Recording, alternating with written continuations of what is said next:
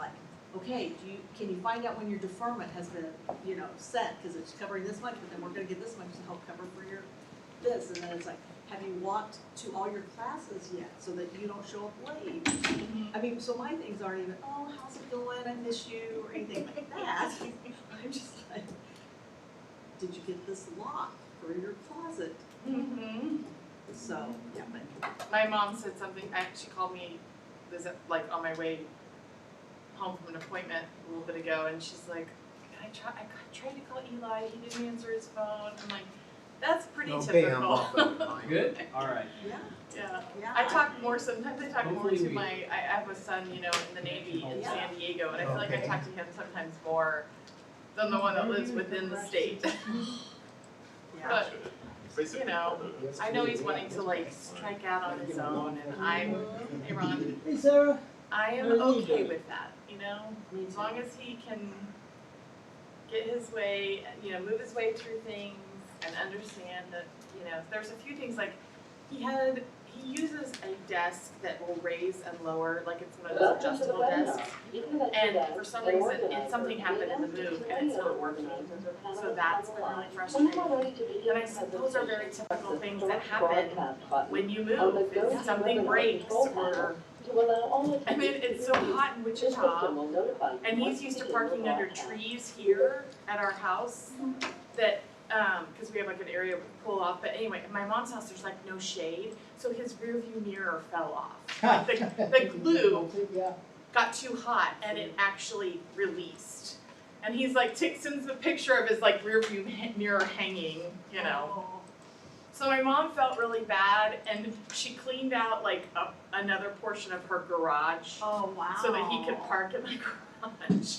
That's nice of her. Yeah, it's really, he's got a sweet setup, I mean. So, anyway, but yeah. That's good. We're also dealing with the fact that now we have a 16-year-old and a 14-year-old, and they don't drive yet. So getting them to all the marching practice and to the, to this and to that, it's been. Yeah, I don't miss those days.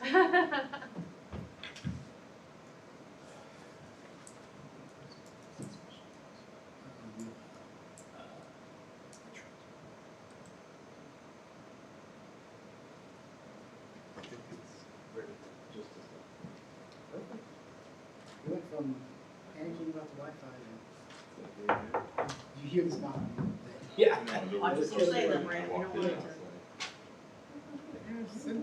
Sent an email and I was like, sent an email like, what is going on? I looked down at the bottom where it says like last Yeah, tell me date. about it. You get to go, you went to the shower? No, she's having a wedding shower this Saturday, so I'm gonna have to leave the conference around 1:45 Oh. to get to it.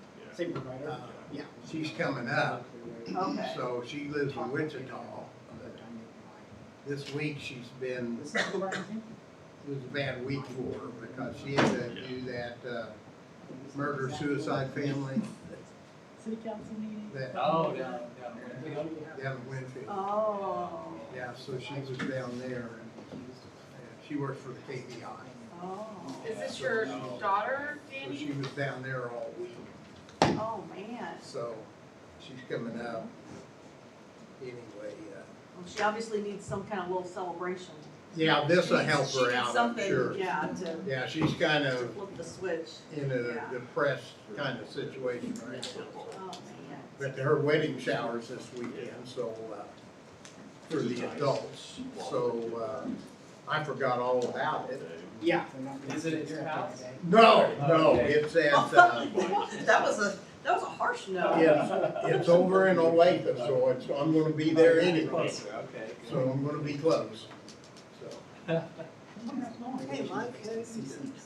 I like that shirt, Cheryl. I can't imagine why. Oh, do you know, everybody involved, Tracy Leach? What her husband's name is. I think they live a little more, west of town. Their house got on fire. Oh, Completely, Yeah. yeah. 2 nights ago? A day ago? Hear about. I mean, I don't know them, yeah. Cheryl? It's, I mean, How are my you? family, Good. How are you? it's down to the ground. at least they're wearing gosh. motorcycle helmets. Give them, Yeah. but I see. Fred's house that caught on fire, he's got the walls up now. Yeah, he's got the new foundation and the new walls up already. That's a fairly busy road. He's building back on the same property. So how are things going, getting ready for Yeah. the 7 days? Is it, the old thumbnail? Oh, yeah. Is it? Were there a lot of changes because of the fire department space? Or? Not but, Yeah. It's good, but like, yeah, it's weird. oh, but the It's good carnival, hunting, it's the good. carnival's gonna, They fly around. yeah, so they're bringing, well, they're bringing additional, yeah, they're bringing this. Looks awesome. So cool.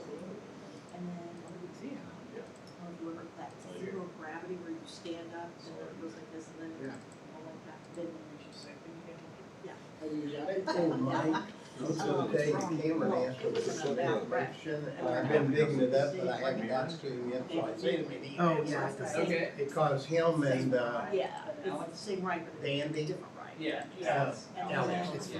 yeah, they wanted to know exactly, because this one they're looking at is so Usually they expensive. either bring like this. And, Yeah. no, they don't Okay, do okay. that. And so I'll get the name of the exact equipment, which is what you really need, and it's, Yeah, I will. So say much guaranteed. cheaper. Okay. One of and them- it'll work just as good. Let's see. It's just that you don't get to talk over the Yeah, whole they are, thing, they are. but you don't need to do that either.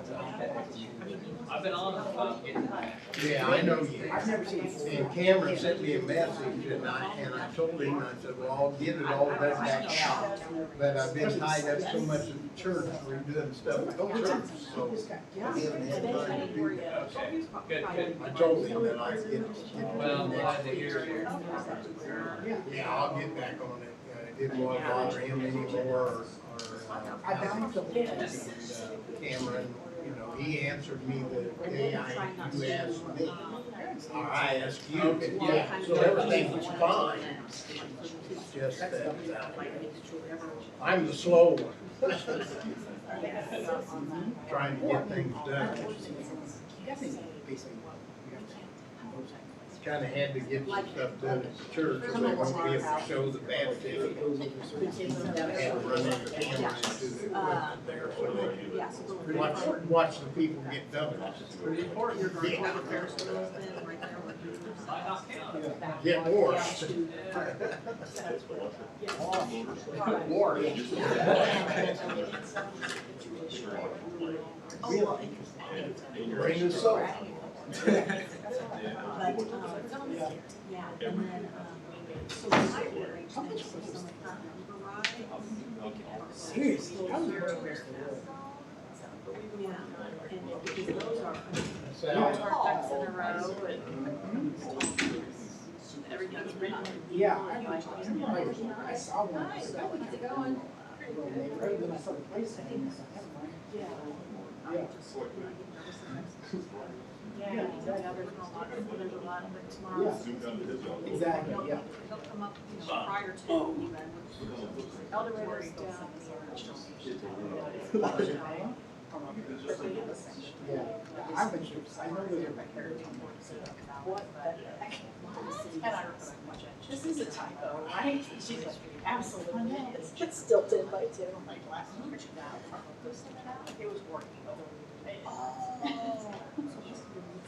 No, it was working.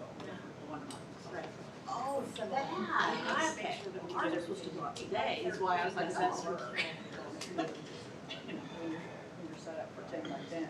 No, we haven't missed anything. No, I I haven't. mean, there's been a lot happening, but nothing that we can make it to like, They're still, but thank you. Get it sent till afterwards. well, and it's one of those things where you get people like that, young kids like, I don't have 3 today. There's still time.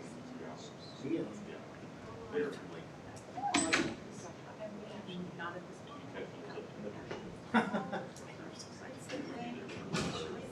Brandon, you get that email from me? Yes, sir, I thought I was, I'm sorry if I didn't. I got you on the list. Oh, okay. Yeah. I didn't know, and I didn't look at any of my email before I came up here. No, you're good. We had that community center meeting and that blew my day out today. Oh, okay.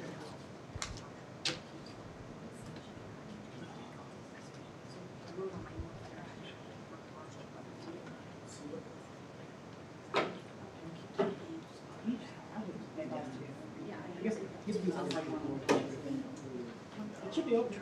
It's just When Mike was talking to a buddy of mine, Yeah. he retired from Bell Labs, and I used to work with him. He was talking, and, I worked with him at Bell Labs, and, we were talking about data centers. Yes. And, he says, well, you know, he says, and he would start talking to me, he said, you know, we had the same thing exactly like the data center. Did you see the Couple, switching center. No, no worries. I just And he said it was exactly the same people. He said that we're arguing, of course, we didn't use the water as much, and we had electricity, but we had a whole basement full of sulfuric acid Oh, yeah, yeah. because of the backup batteries. Plus, we had to have backup power, so we had to have generators and all that. But he says, you know, he said, this brings the whole concept back. He said, all these data centers are exactly like central office, only they're the new thing. Yeah. And the central offices were the old ones. And he says, you know, we build a lot more with wire and sulfuric acid and that kind of thing. But he says, you know, but the information and the heating and cooling and the buzzing and the sound. Yeah. Again, Still switches, ones and zeros. yeah, except he said, of course, the inside switch, we had that constant clickety, clickety, clickety, clickety, clickety. Then we went to the newer systems when we got away from the step office and we went digital. Yeah. Then there was just steady inside the building hum Yeah. because it went from clicking relays to computer. Yeah. So he said we went from clicking to hum. But he said exactly, he said this is just like central offices of the future. So she. Yeah. So he said it's like looking back in time at Bell Telephone. Yeah. Yeah, it was interesting him talking like that, telling me all about And their goal was to find somebody it. He said, I know, I've heard all the stuff. who could take it over. He said, we're real good at that. He said, we invented disease. He said, we invented decibels, Oh, yeah. which they did.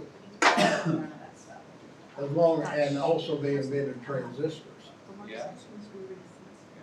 He said, the world wouldn't be anything without what Bell Labs and all that. Yeah.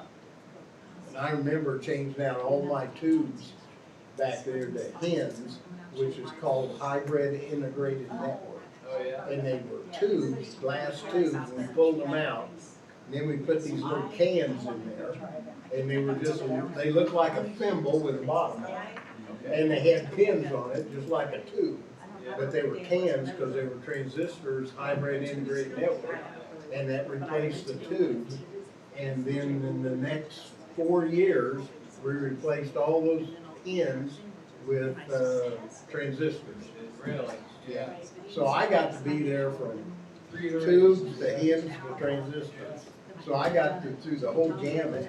And then at the very end, I got to go from microwave to fiber optic. Oh, yeah. Yeah, I got the whole gamut.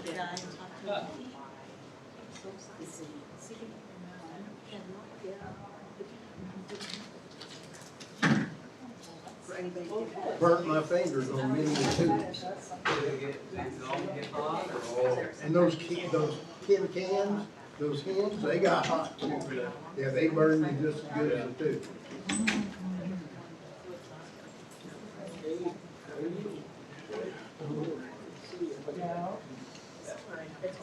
Oh, really? Oh, back to that. Really? That's a word. Cool. Doing good. How are you? That's a girl. Thank you. How are you?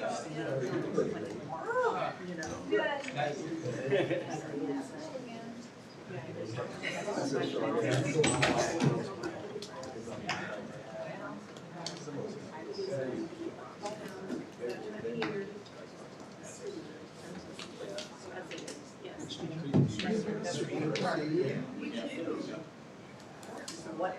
Nice, I guess. Call that pay.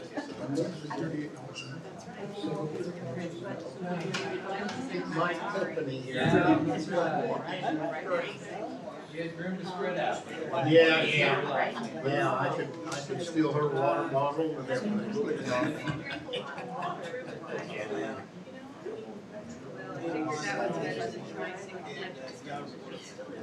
Oh, yeah. Oh, we had that problem just a few minutes ago. Where is Arkansas? Wow. Yeah. It's actually. Yeah, Patrick, he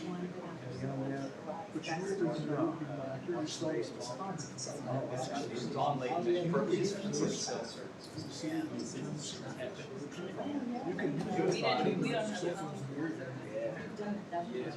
They said,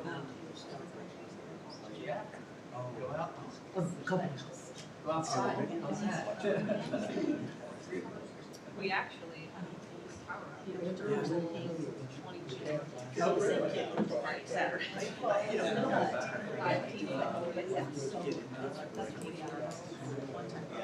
They, I was proud of them, they. That's all. Yeah. Oh, Convenient, I but we made it wondered. work.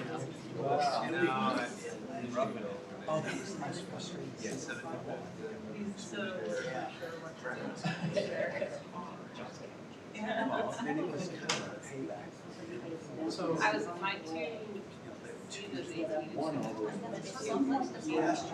Hey, Joe.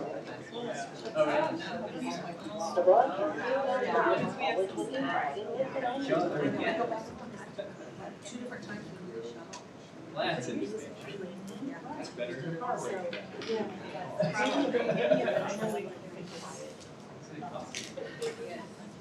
And hemp spray.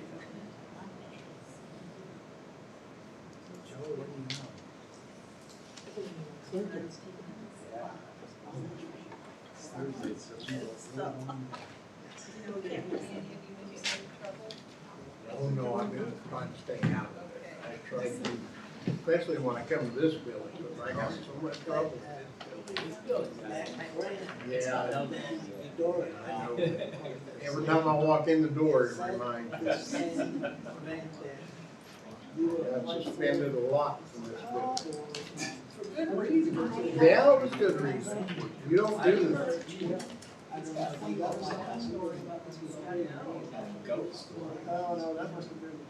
did a lot of bad things. I wonder. Well, we can submit again, we'll, I met, well, no, I knew Lana and. No, Linda. Oh, Linda, no, I met her in high school, actually, the new high school Oh, out there, that was. the one, Middle school. middle school. Okay. That's where I first met her. Okay. I thought you said Lana, I met her in third grade. And was that was. No, it was a That pink at school. Yeah. Rick was ahead of me, so I didn't get to see Rick. I don't know, I could, Yeah. He was behind. Oh, no, he wasn't. He wishes he was behind. Of course, Rick didn't do anything bad. I never heard of Rick get thrown out of school. that's what the study, Yeah, he didn't get caught. I mean, I can still remember the principal's names of Mr. Brayley and Mr. Bradley. He had a son down here too. Yes, yes.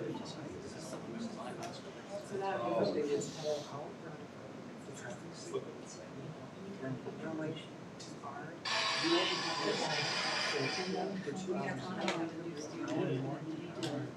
good.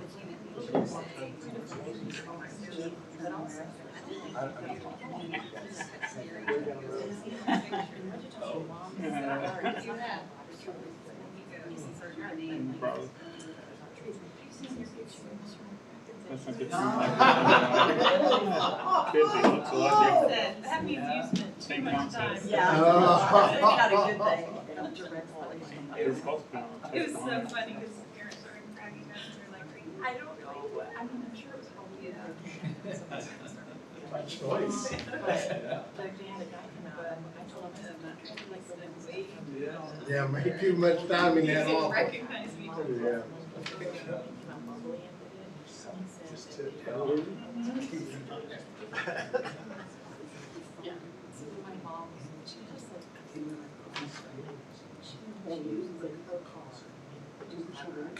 Well, you do pay attention when you're in those offices. Yeah. It's just, it's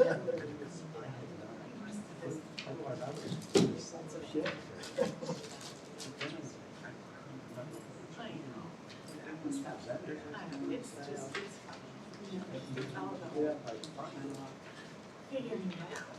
That's like, but there's a great, so the first class, it's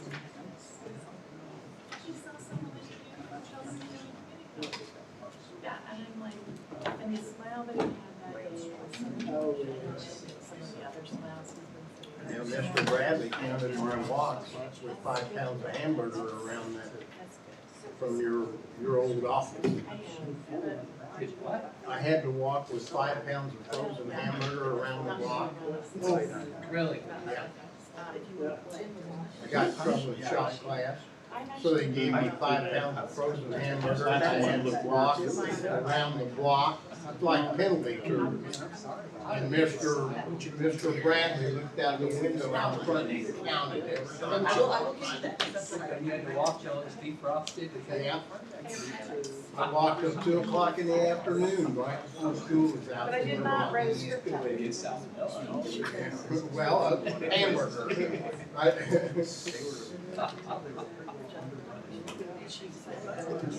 You need that creative, yeah.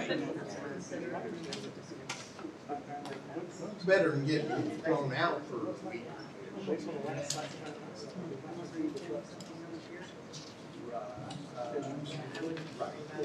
Which opens up the door.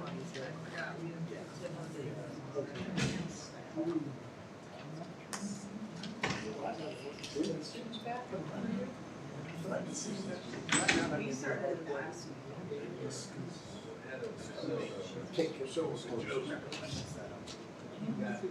I'll take, I think Joe's gone, just take it, Danny. Oh. Yeah, he's up. He's Pennsylvania. Yeah. No, yeah.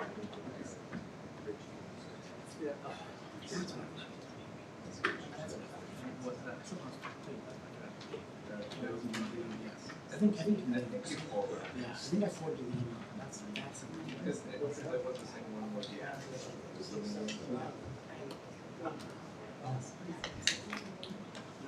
Oh, no, I'm not gonna do it this way.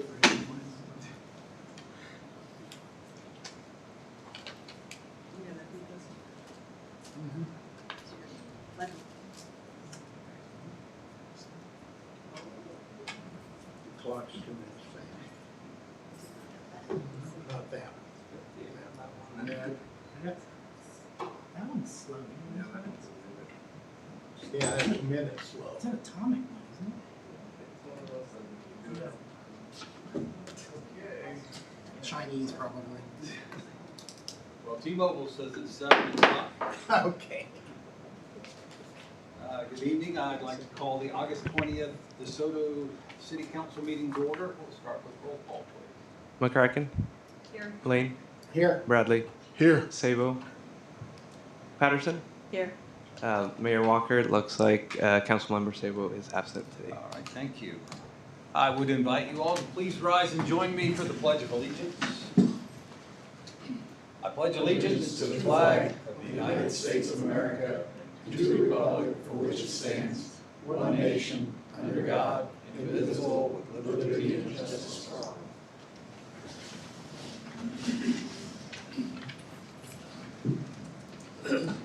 right, we'll move on to the consent agenda. Tonight on the consent agenda, we have approval of the August 6th City Council meetings minutes, approval of pay ordinance number 1025, ordinance number 2695, adopting the 2026 standard traffic ordinance for Kansas City's ordinance 2696, adopting the 2026 Uniform Public Offense Code for Kansas City's, acceptance of the emergency response plan for the water treatment plant, approval of an order for additional office furniture, and approval of a request for a special council meeting on August 22nd. Is there any item that any council member would wish to remove for further discussion?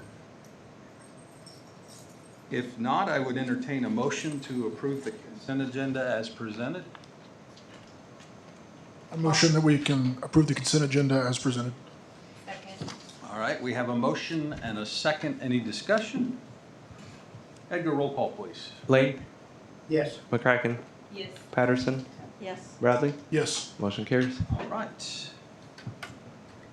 Our next item is call to public. Members of the public are welcome to use this time to comment about any matter relating to city business not listed in tonight's agenda. The comments that are discussed under call to public may or may not be acted on by the council during this meeting. There is a 4-minute time limit. Please stand and wait to be recognized. State your name when you get to the podium.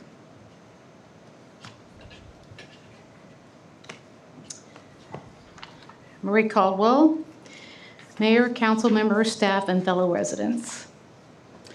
There are moments in a community history when the decisions being made are so significant that they outlive every elected official sitting on this council tonight. I would like to begin with a quote from Nancy Thielman of the Douglas County Data Center Watchdogs.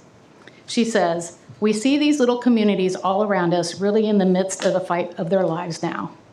The quote resonated with me because it perfectly captures what many residents in DeSoto are feeling today. Many are too timid to appear before you, but believe it is the silent majority. Recently, I visited the Ad Astra Enterprise Park website and came across a statement that I found deeply troubling. Abundant land without neighborhood constraints. When I read those words, I had to stop and ask myself, what does that say about the people who already live here, the families who built their homes here, raised their children here, invested their lives in this community? Whether intended or not, the message seems to be that residents are viewed as obstacles to development or not important and are not stakeholders whose voices matter. I'm really struggling to understand the vision behind approving such a large concentration of hyperscale data centers in our community. These are not ordinary developments. They will fundamentally change the character of DeSoto, affect our resources, influence future growth, and shape how our city is perceived for decades to come. Looking through public records and information available through CORA requests, it is clear that these discussions and acquisitions have been taking place for many years without public knowledge and developers asking for things to be hidden. Along the way, many longtime residents were forced to sell their property. They never really wanted to leave. Some accepted buyouts because they felt like they had no alternative when faced the threat of eminent domain. Regardless of how it happened, families who were once part of this community foundation have steadily disappeared from the landscape. I am also concerned about the role of organizations such as the Chamber of Commerce and the Economic Development Council. Taxpayer dollars help support these entities, yet residents do not elect their leadership, and most of their members do not live here. It appears that our development is being driven by these organizations whose priorities may not reflect the priorities repeatedly expressed by the residents. When I reviewed the most recent comprehensive plan survey results, I found something that should matter to every council of this member. In 2022, the residents expressed strong opposition to additional industrial development, high-density housing, and large apartment projects. What residents consistently supported was a smaller, single-family homes, cottages, and neighborhoods designed for long-term residents and families. The message from the public was clear, and yet the direction of the development appears increasingly disconnected from that vision. My concern is not just what happens during construction. My concern is what happens afterwards. Construction crews will eventually leave, incentives will expire, ribbon cuttings will be forgotten, rental properties will be vacant. Mayor, will you be living here after your term or moving closer to your grandchildren? Mike and Patrick, will you leave when the mayor leaves? The new city council and residents will be left with your mess. The developments we approve today may create what you think is a legacy, but so will the decisions you make about who the city is intended to serve. I urge you to remember that your first responsibility is not to developers, not to corporations, not to staff, and not to outside interests. You make the decisions. Your responsibility is to the residents of DeSoto, both present and future. 20 years from now, when a young family is deciding to buy a home and raise their children, what will they see when they look at DeSoto? Will they see a community known for its neighborhood, schools, parks, and quality of life, which we have now? Or will they see a city increasingly defined by industrial development and data centers and empty transient properties left behind? My ask is that you consider putting developments like data centers into stricter special use permit. These hyperscale data centers are not light industrial, and we have more industry coming. I ask that you quit giving billionaires incentives. My final question to the council is simple. When future generations look back at the decisions being made today, will they say you protected the character and the voice of this community, or will you have ignored it? Please make sure residents' voices remain at the center of every decision you make.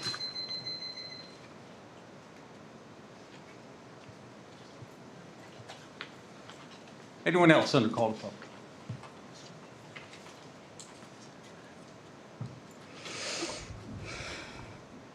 Good evening, Sarah Vandekreek, DeSoto resident. I actually did not prepare a written statement, but I brought something with me to show you and remind you. It says November of 2024, there was a strategic plan that was put in place. We had a big fancy company come in, do all of this research, prepare these big fancy colorful slides, and this is some of the things they said. The city of DeSoto is experiencing historic and transformational growth, harnessing opportunities from that growth while preserving the small town character of the community is a driving force behind the DeSoto strategic plan. 3 priorities that were listed: community, built and natural environment, and the economy. Okay. So then I looked at this page that has the values, and it says, trust and accountability, act with integrity, be honest, open, and transparent. Safety, never compromise on public and personal safety. Community engagement, champion involvement and embrace input and feedback. Employee enrichment, value our people. Service excellence, deliver quality services the community expects and attract people and investments, and collaborate, build partnerships to find solutions, create opportunities, and enhance services. Stewardship and sustainability, responsibly use natural and economic resources, enhance our environment today and future generations. I just wanted to read you just that brief piece of the strategic plan to remind you that this is what just 2 short years ago, not even quite 2 short years ago, we set out, these were our core values. These are the things that the people of the city have said. These are the things that the people that served on the councils before you and our current mayor, they know about. It's been there. It's part of who we are. It's part of what makes us who we are, is the people that are here and the natural resources that we have. And we cannot squander either of those things. Thank you. Anyone else under call to public?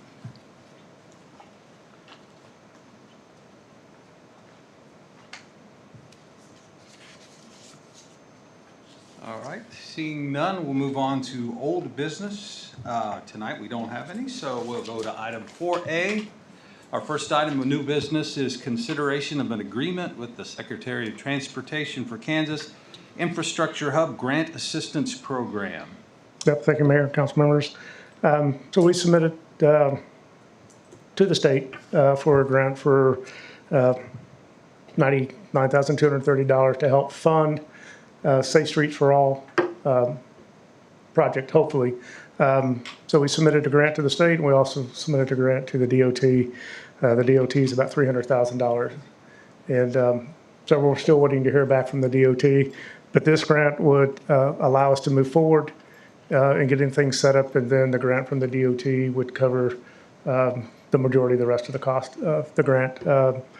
What the study would look at would be all transportation modes, so cars, pedestrians, cyclists, look at areas where we have issues that we need to address, identify different types of improvements. This also helps us set up for seeking federal aid down the road to help implement these projects. So tonight, asking for approval of the council to approve this agreement with the state and authorize the mayor to execute. All right. Any questions from council?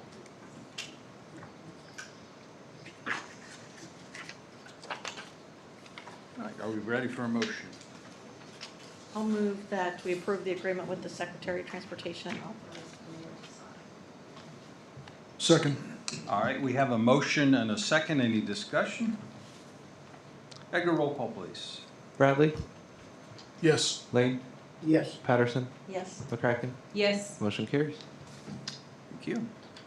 Our next item is a discussion of several development-related policy proposals that were previously brought forward for council consideration tonight. We have 3 proposals, one for environmental health oversight for large industrial development.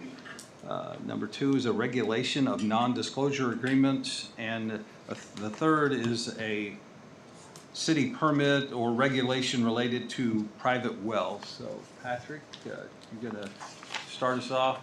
Yes, council. So the ordinance on the environmental health oversight,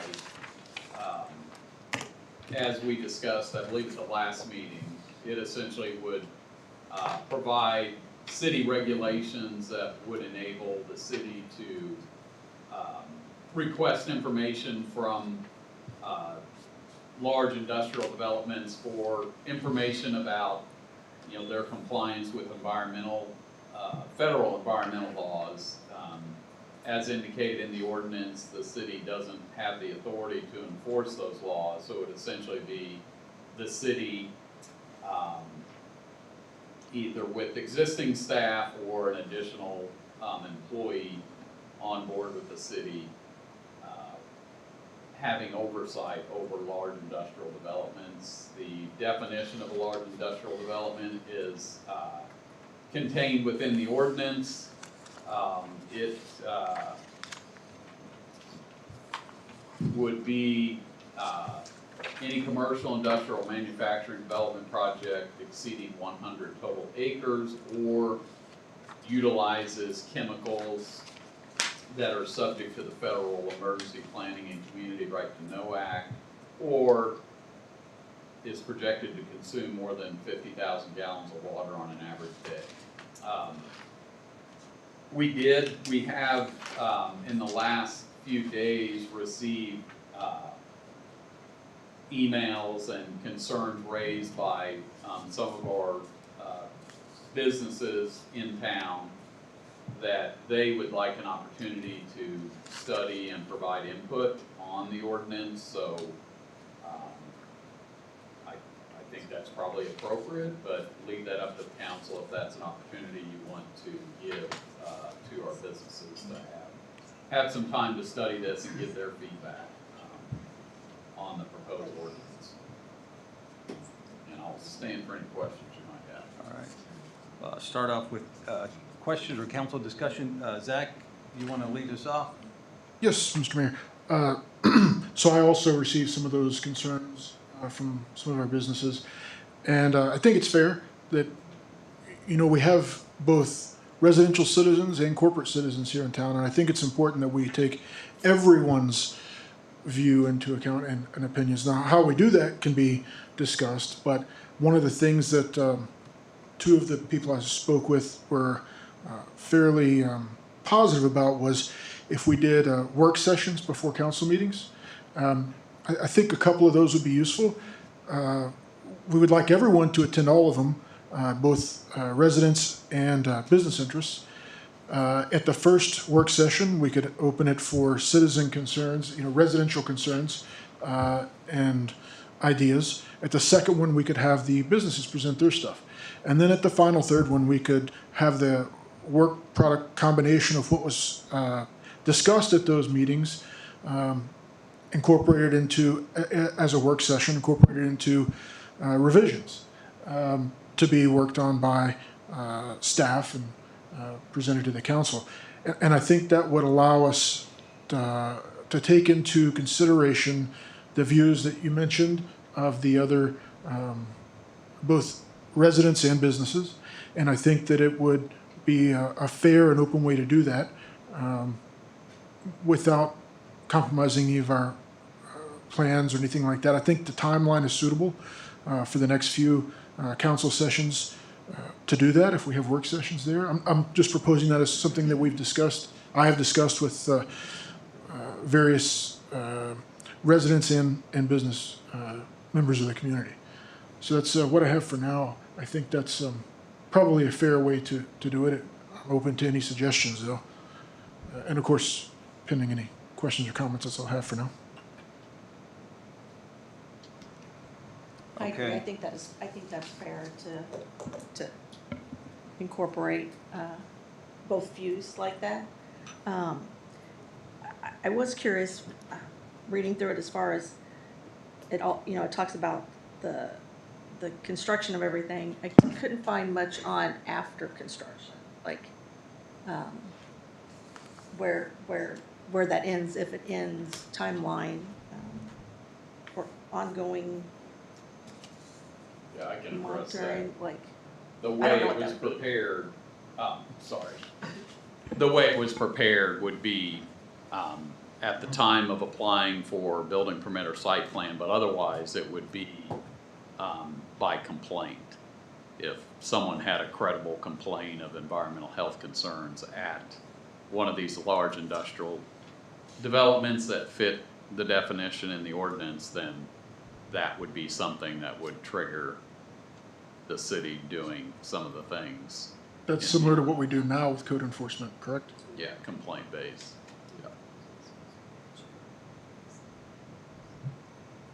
Yeah. Thoughts from the side? Anything to, I have a question. okay, Okay, I was approached by a neighbor, and this is different than the well digging and the on cat the, wells. okay, on the environment, we'll take them one at a time. So let's stay Okay. focused on the environmental one Okay. first, 'cause I think that's the only one we've approached so far. Okay.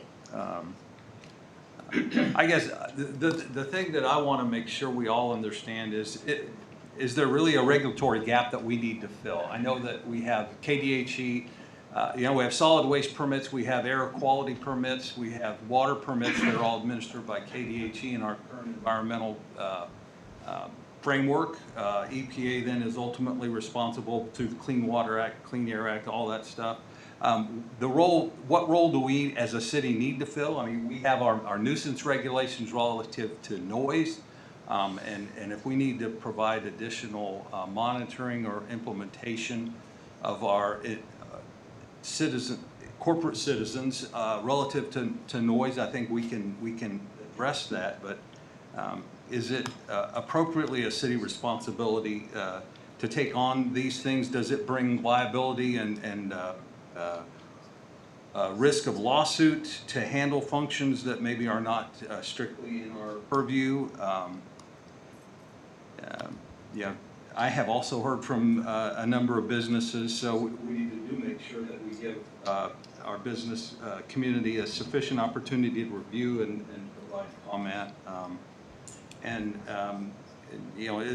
Do we need a new position? Is this if there are additional tasks that can be undertaken, can't we simply train and assign those to folks that are already in our codes and building department relative to monitoring the noise emissions from a suspected someone that is exceeding the appropriate limits, or do we really need that additional staff person? So I think a lot of the questions that I have that still yet to be answered.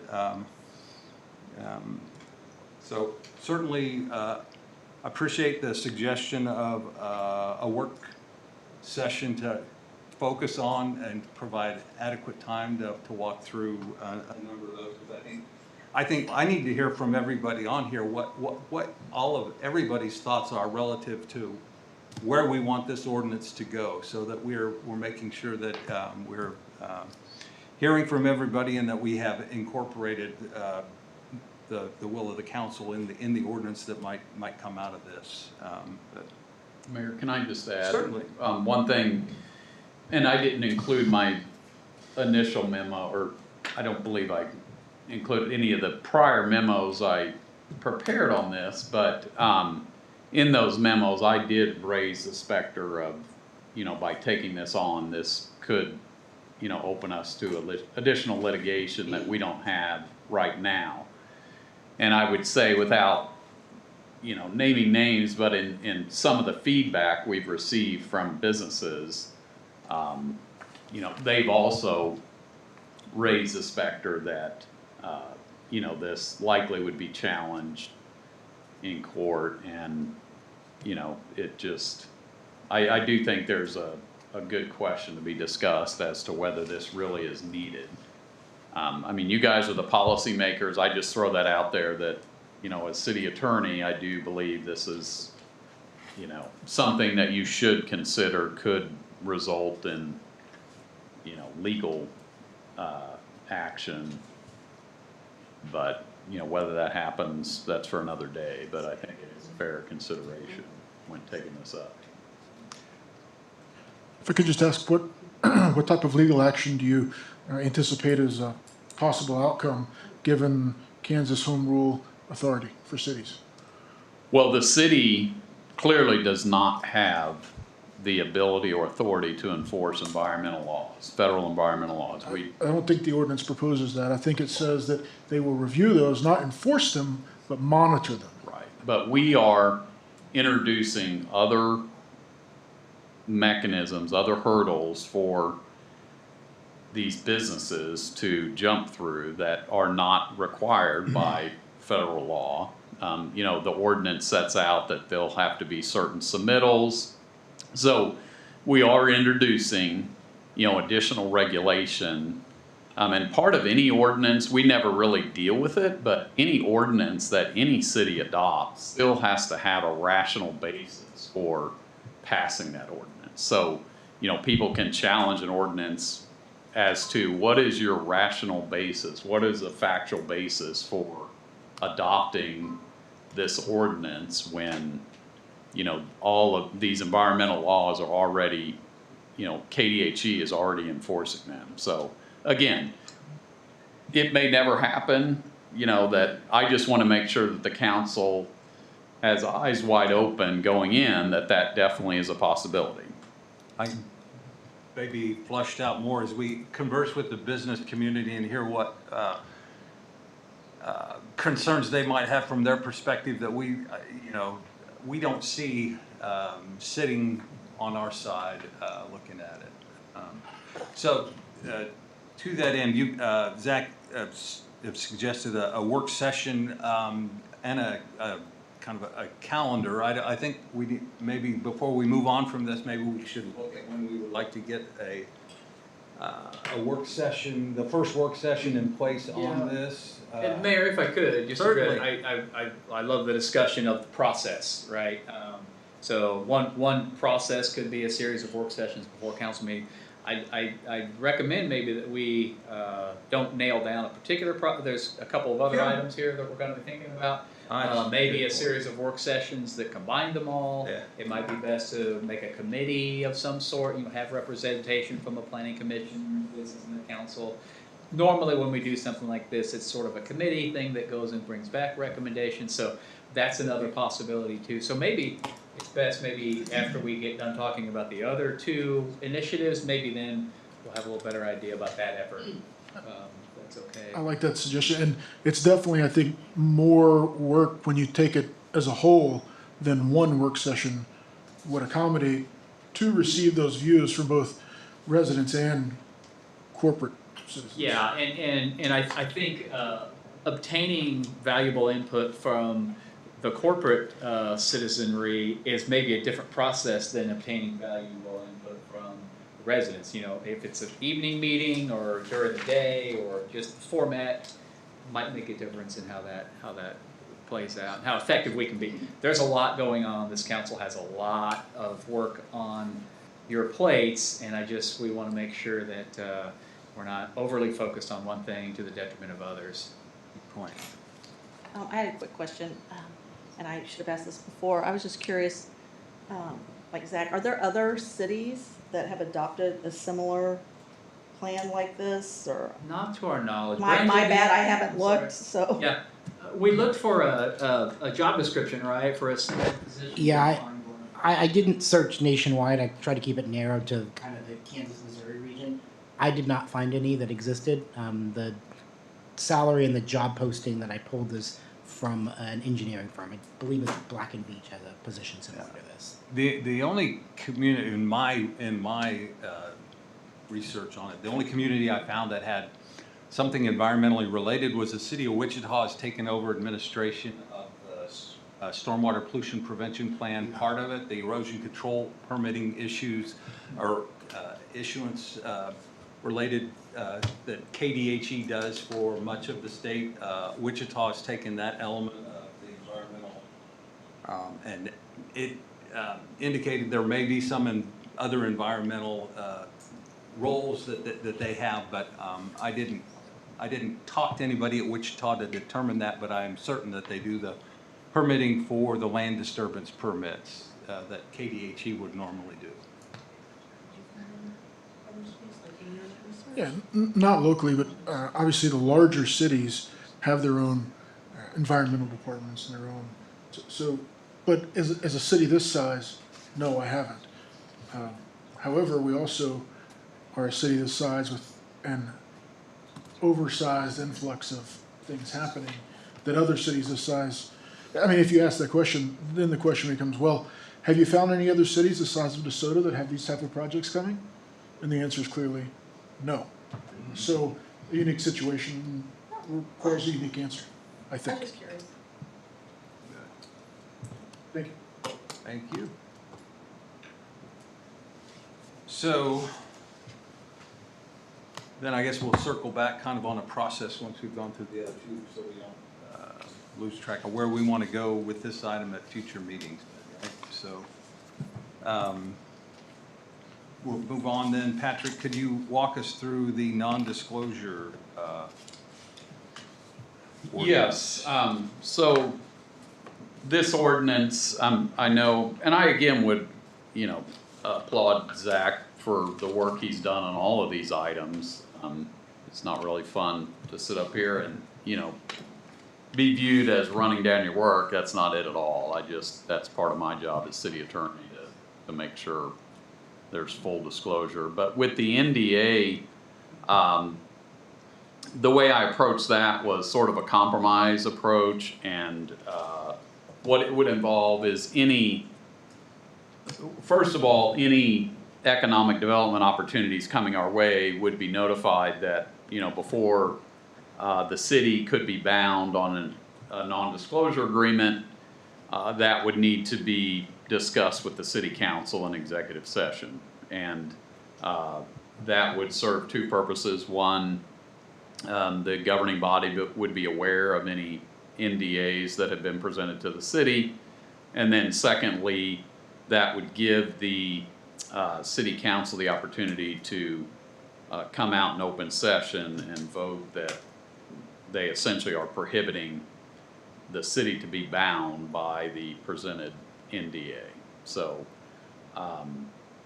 again, and obviously none of this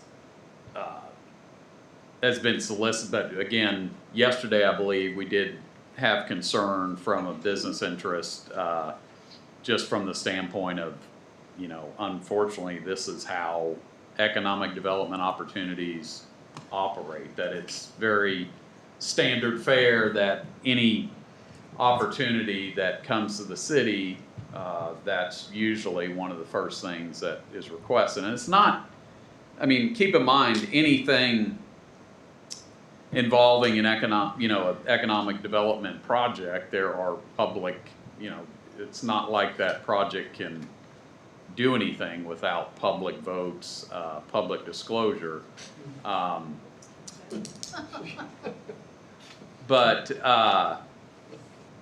So there has, and I know Mike kind of studied this, and he's more in the line of when opportunities first come to the city, but it has been raised that this would would be a serious, drag on economic development opportunities presented to the city, because a lot of companies will not even talk to a city unless an NDA is signed. And of course, the process that I set out in the ordinance also, there's delay. You could either hold a special meeting, or, an economic development opportunity may, need to wait a couple weeks before a council meeting before they would know if a non-disclosure agreement would be signed by the city.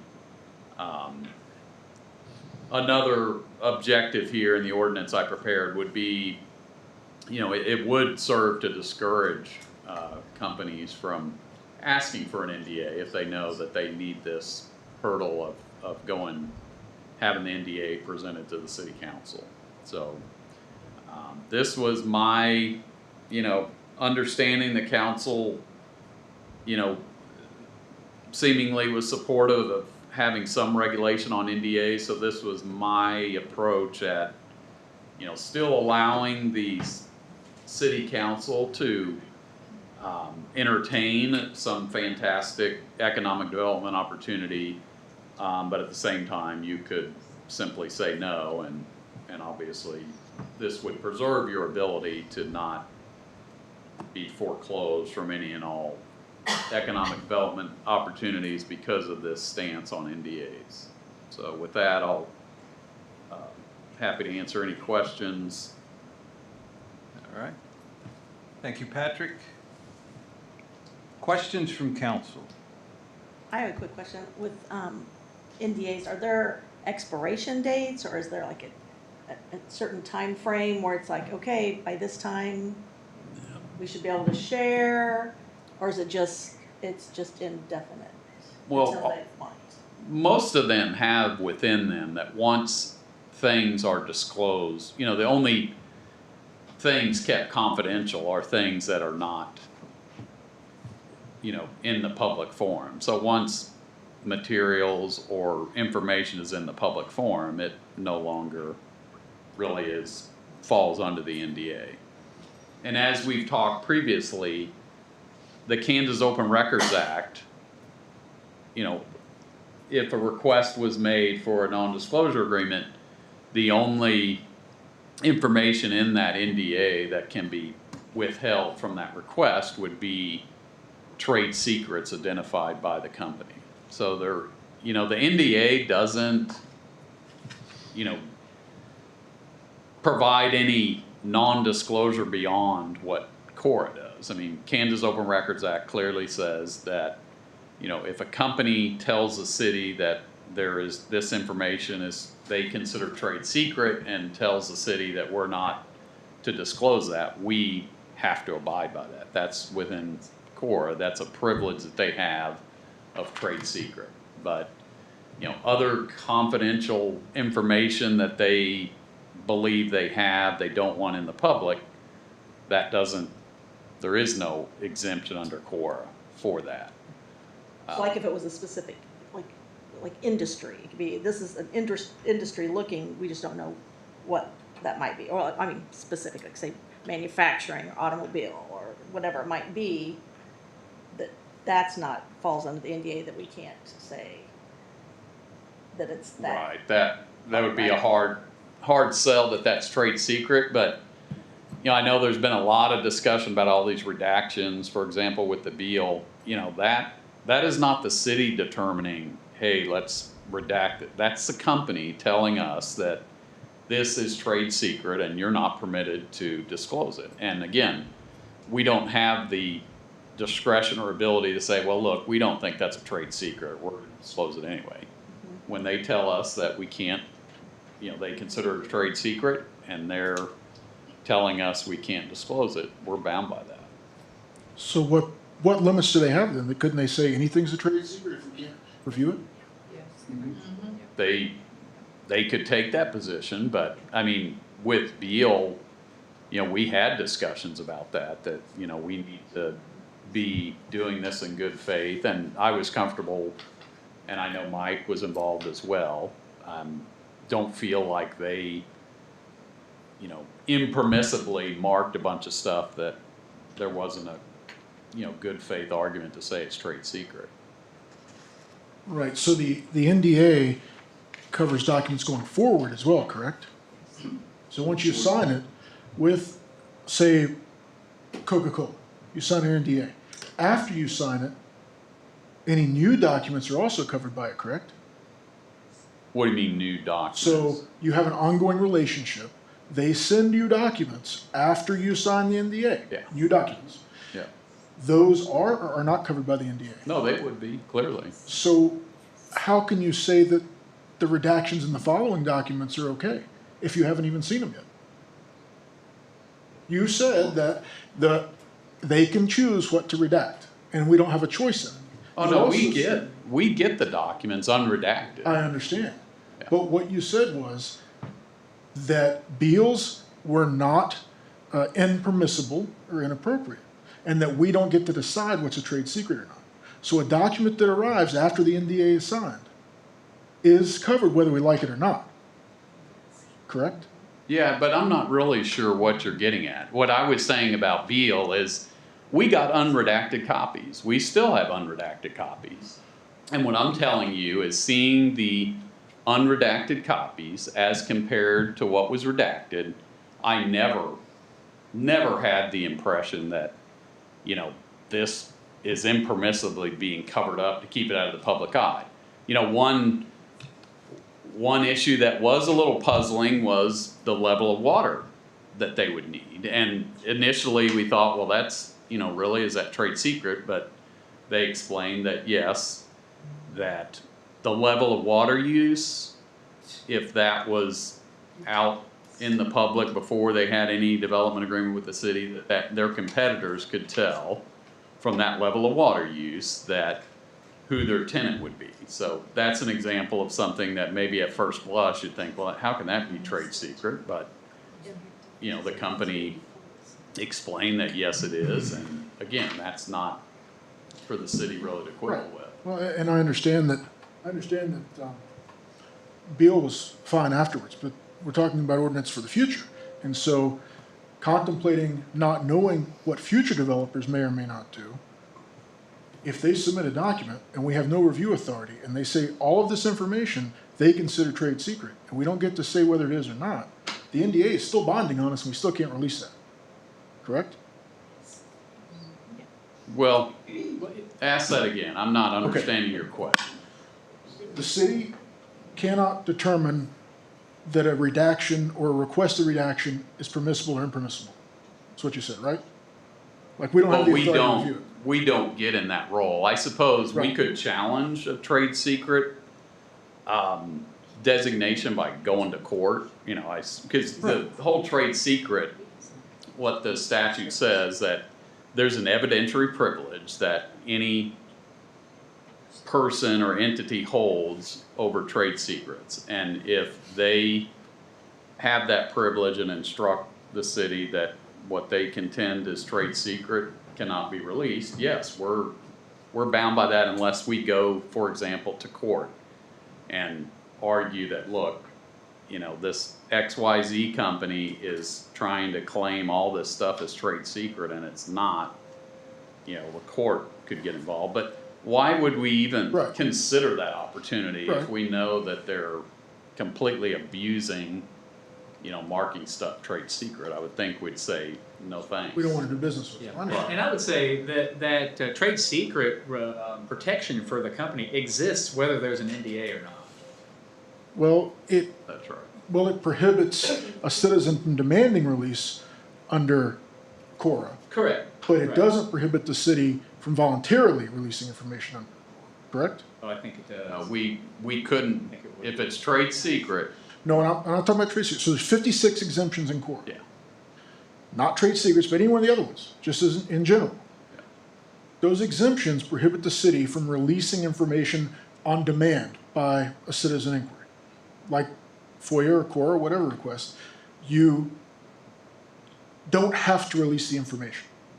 That's correct. It's a discretionary that Right. you don't But we have. could choose to. Well, with exceptions like personnel. Well, yes, you of course. can't. There But- are With not counting the exceptions, we could choose to release non-accepted information that are under the exemptions. Even though the citizen can't make us do it, we could choose to do it. And that's where the NDA would come in, right? To protect those exempt items. What I'm saying is, the original intent of this was not to prohibit all NDAs, which some seem to have the idea of. The original intent was to only allow NDAs that are protect those 56 exemptions under CORA, being as the state legislature has decided that's information that should be protected. So the intent is to protect that information. In fact, I would say, and I told businesses this, it would be probably irresponsible for us to not sign an NDA for those 56 exemptions. Outside of those 56 exemptions, I don't think we should be hiding anything whether they want us to or not.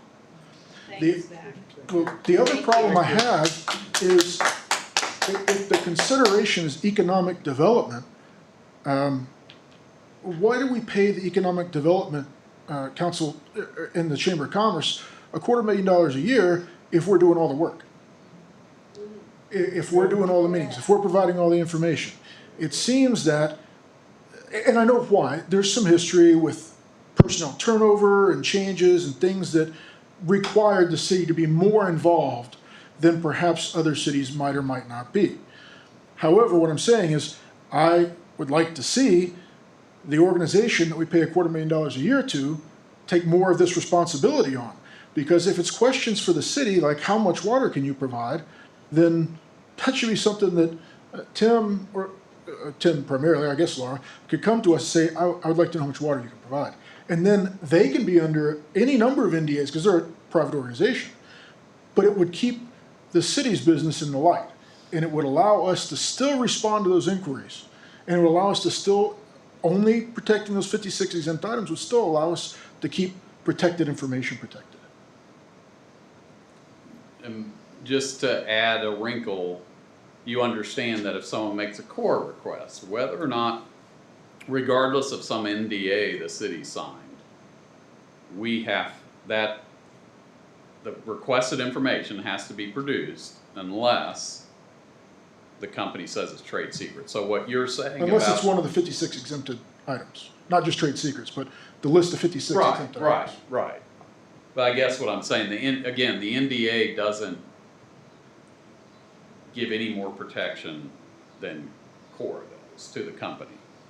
Well, we just talked about it and you agreed that without an NDA, the city has discretionary authority to release that information. So the city can't be forced to release the information that's protected by CORA, but we have the discretionary authority to do so. So the NDA protects the company's non-trade secret but exempt information from being voluntarily released by the city, correct? Okay, but I'm talking about a CORA request. Yes. That's not, the city doesn't get to decide that, well, we're not gonna vote. We have to produce what's requested in the CORA request unless it's trade secret. Unless it's one of the 56 exemptions. Or the 56, but primarily what we're talking about is trade secret. There's not a whole lot, there's all these exemptions, but, I mean, there's security measures, but primarily, but all I'm saying is, I think what you're saying is that the NDA, in a way, protects the company from the city releasing, any of this listed information. What I'm saying is if someone makes a CORA request, that goes out the window. We don't have a choice. The 56 exempt items aren't exempt from release? We have to release the 56 exempt? No. That's what I'm saying. Okay. Is that those 56 items are things that we do not have to release, correct? That's why they're exempted by CORA. Right. Okay. Yeah. But we can release them voluntarily. Yeah. There's nothing prohibiting that. And we've never But done an NDA would prohibit us from doing that because it's exempt, and we would no longer have the voluntary discretionary authority to release those items. that. Yeah, I suppose, but So, this is getting, so it's to protect the company from having those exempt items released. That's what I'm asking, and I think that's the case. Yeah. Well, I can just say that this, as long as I've been city attorney, the city council has never decided that, you know what, there are items protected under CORA that we are not required to release, but in this instance, we're gonna go ahead and do it. That's never happened. I don't know if it's really a realistic, No. to me, doing all this NDA stuff to prohibit the city from doing something that the city has never done, and I don't know why we ever do. It just seems like another, I think the concern raised was that businesses would be concerned about not having NDAs. I think that my perception is not that, because the ordinance that you had presented or suggested, and then the ordinance that's prepared, both of them ended up with the city still being able to do an NDA. It's the NDA process but there's a question about it, and in the marketability of in the real estate world, in the marketability of a property, if there's a question about whether or not a project or a community is receptive to site's receptive to an NDA, then perhaps they'll move on. I mean, that's what was expressed to me, was if there's another layer of uncertainty or challenge in protecting confidential information in an early stage of a project investigation, then they just move that site out of contention and Sure. move on to the next site. But that's not what was contemplated. What was contemplated was those 56 exemptions should always be allowed to be signed as NDAs. Yeah. Always. Yeah, and so which was my puzzle with your original ordinance suggested is, I don't see that it changed anything, because CORE, those exempt, anything other than those exempt items has to be released by CORE anyways. It's not, it can never be protected, so. Right. I just want to clarify, you keep saying 56. So under CORA, there are actually, the Open Meetings Act, there are 16 different things that can be discussed in But CORA closed has section. 56. But I just, Pretty sure. yeah, well, that may be, but I just am trying to make the point that if you are, you have a concern about NDAs, and you're obviously concerned about, records being not hid, but records not being available to the public. And what I'm saying is a CORE request can be made, and you're right, if they don't meet one of those exemptions, then that person, the requester, is going to get those records. So it's like having all this stuff about it.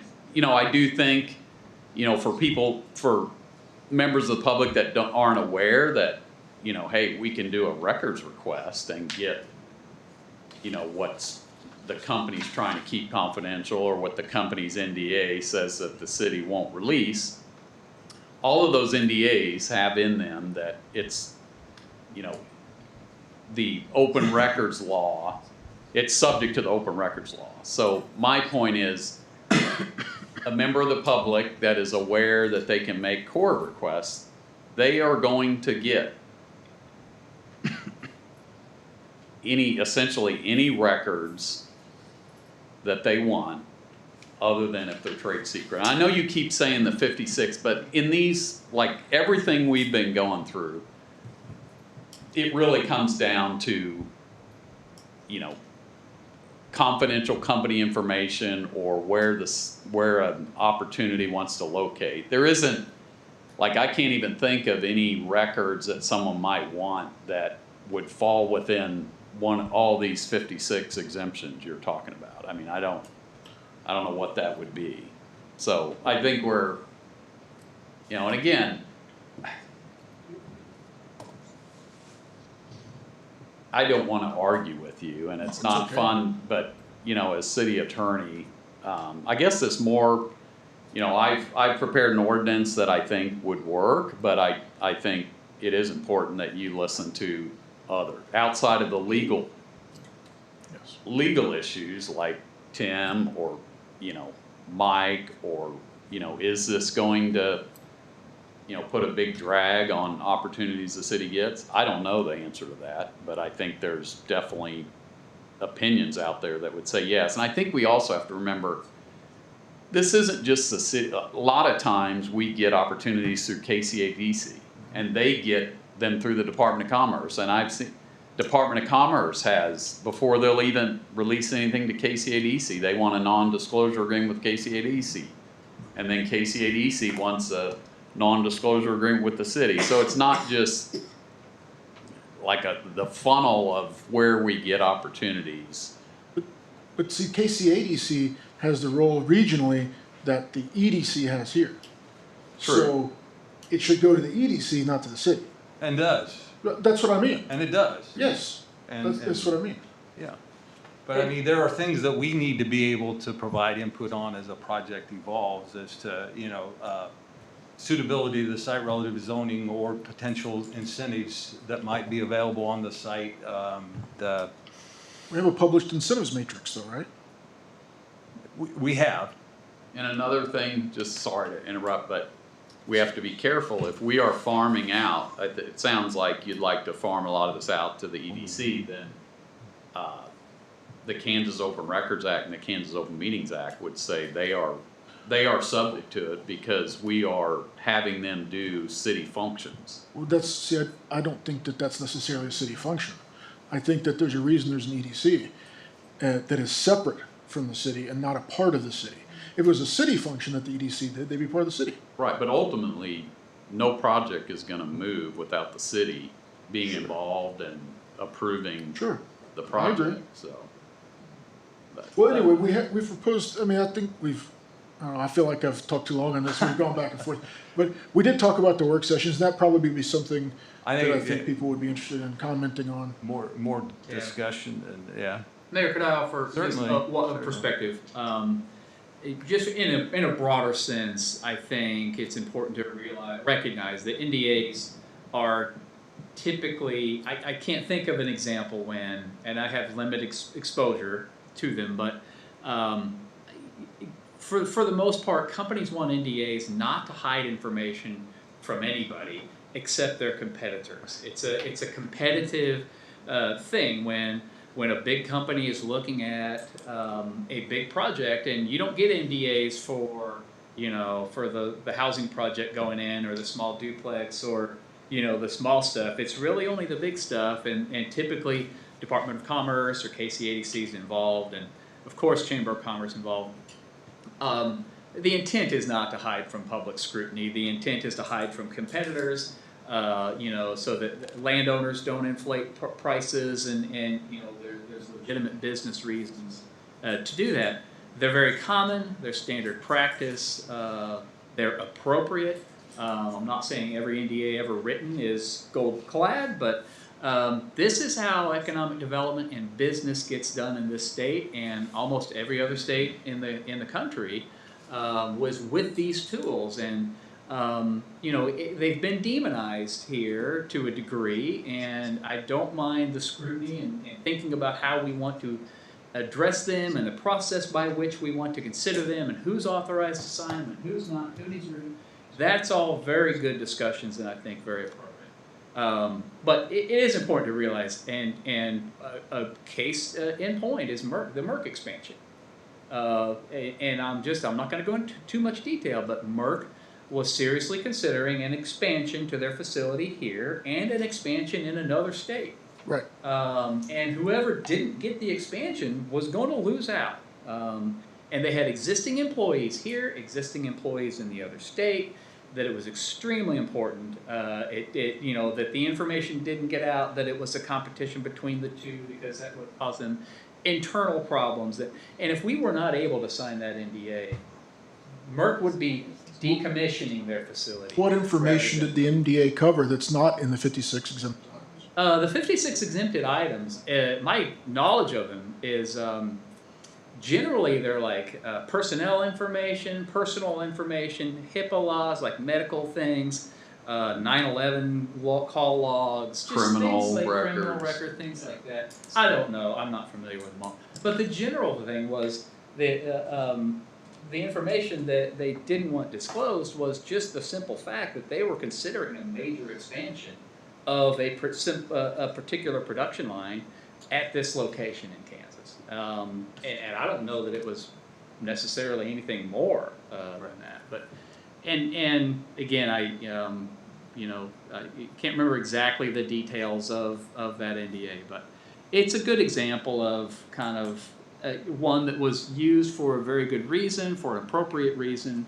We had a very robust conversation about that, and it wasn't at all to hide from the general public or to take away from any sort of process that we might have in terms of zoning or neighborhood impacts or site planning or building permitting, any of the other administrative functions that we would go through, or the incentive negotiations. But the incentive negotiations are part of that too. So I just wanted to, again, I like the policy discussion is good. How, when, let's take a look at these and let's all come to an understanding about their use. But I did think it was important to just point out that they're legitimate and they're not inappropriate for a municipality to consider. I agree. And I know no form of this proposal ever has eliminated them from consideration. So, thank you, Mayor. Okay. I think for me, it was even just more so that, that we're more involved in the process, Yeah. And even what that flow chart is, when it comes in, who signs it? Because there's this assumption that we all up here physically sign every NDA that comes through. I was cornered a handful different times. Why did you sign? And I was like, I don't even know what you're talking about. And so I think the understanding of, where it comes from, how it operates, where it goes, and I think that opportunity that you suggested, as far as maybe just a little more understanding when things are coming in or happening a step sooner than normal, maybe. That process piece. Fair, very fair. For the work session too, I'll provide the list of, or maybe Zach can, of the 56 items, so you can have a look at those. All right. New permit requirements for private wells. Yes. Patrick, you want to walk through this? Sure. Essentially, in a nutshell, this would just implement a new requirement in the city of DeSoto relative to any water well.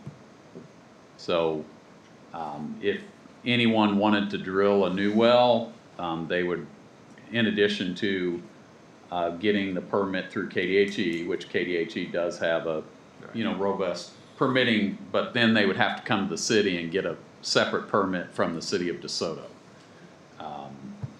For any existing wells, there would be a requirement that those be registered with the city, so the city would have a, full inventory of any wells within the city. Haven't really heard any, feedback on. I'm not sure. If everybody's aware that this is being considered, but I certainly haven't heard any, pushback from the business Did community. you hear, Danny somebody had a comment on comment I on had the 2 well. calls. Okay. Do you want to And, start off then? I want to make sure that I'm in agreement with letting the business address that also, and also the private residents also. The question I got was on 2 wells that have been capped already for 10 years. And now are these people that have these wells, I mean, if I understand that if they want to, according to what, because I read this to the people that called me, and I wanted to make sure I understood. They asked if these wells have been capped and they're not in use right now, and they haven't been in use for some time, they still need to be registered, is that correct? They would be under the current language of this, they would be, but Yes, yeah, that's what I understood too. So, also if they register this, now if they plan to reopen, then they gotta come before the city, is that correct? Yes. And ask for a permit to Yeah. do so, Yeah. right? That's right. And these wells were put in, over 10 years ago for cattle and, to produce water for livestock and stuff. And they weren't used, for the public drinking water. And I don't know, and they say that they don't think they're connected to the aquifer that are wells the city uses, but who knows that? Yeah. And that was a concern too, if they consider that, you know, just because they're 2 miles from the river area or 3 miles from the river area, is that still the same aquifer that we're using for city water? So they asked about that too, because that was mentioned in here. And that if it was connected to the same water that the city has, which I couldn't tell them that or anything about that. So I think that's why we also need to listen to these people that do have these capped wells and explain to them and let them, you know, if they wanna maybe think sometimes they need to reopen these, what they have to do. Yeah, I think the original proposal was more aimed at commercial properties drilling wells. Yeah, But the yeah. problem with that is there's really not a rational distinction between, you know, a private, if we're talking about protecting the city's, you know, water system, there's really not a solid basis to say that, well, we should exempt all residential wells because, you know, they're, It didn't, I don't think. I think it said if you're within 400 feet of city water, you had to use it. It didn't exempt residential wells that were within 400 feet. And I think that the purpose in exempting businesses was because of the quantity of water that they would be drawing from the well. Well, not the then fact you that- gotta also consider that when these wells were dug, there was no water there. So, you know, you can't say, well, you're within 400 feet of the water main. Well, you are now. No, I agree. This would be permitting for new wells. If you're within 400 feet and you wanted to put a new Well, it well. doesn't say new wells in here. It says existing wells that are not in use or capped what they had to do. So, you know, they've added water since then, you know, and they didn't have a choice back then.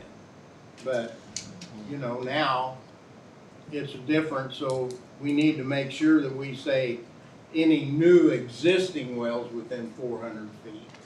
Not anything that is capped and not used, but they're still gonna have to go through with the way this thing is written, that they need to go apply for, if they do wanna open that well back, they do have to come to the city for a permit. And they agreed with that. The part that I did like was the 400 feet, right? That if public water is available, go ahead and use the public water, right? Yeah. It's much like we have in the sewer requirements, so. Yeah. I know KDHE has a database of, well, all wells they've permitted and then also plugged wells that you can also, you can get map coordinates, so you might verify whether, because there's also a process to decommission or to close a well if there's actually a permit to close a well through KDHE as well, or at least I don't know if it was a form to back fill 10 out. years ago, but maybe so. And there are also exemptions in there specifically for agriculture Yeah. and farming and ranching.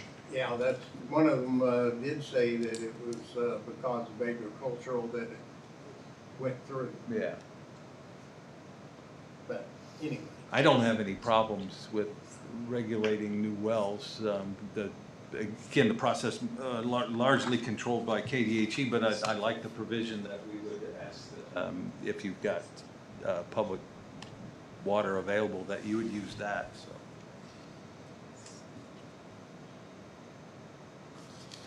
and would just, so as we're talking about that, would that apply? Because right now, agriculture is not exempted from, so if you had an ag well within 400 feet of the city main, would you want to exempt them, the ag use from I think it was that? exempted in the original proposal, maybe not carried over, I don't know.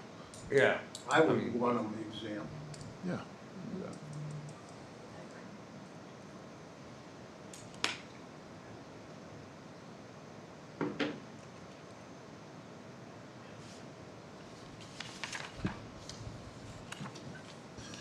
That's all, Mayor. Thank you, Dan. Sorry. No, great. Any other thoughts on the wells?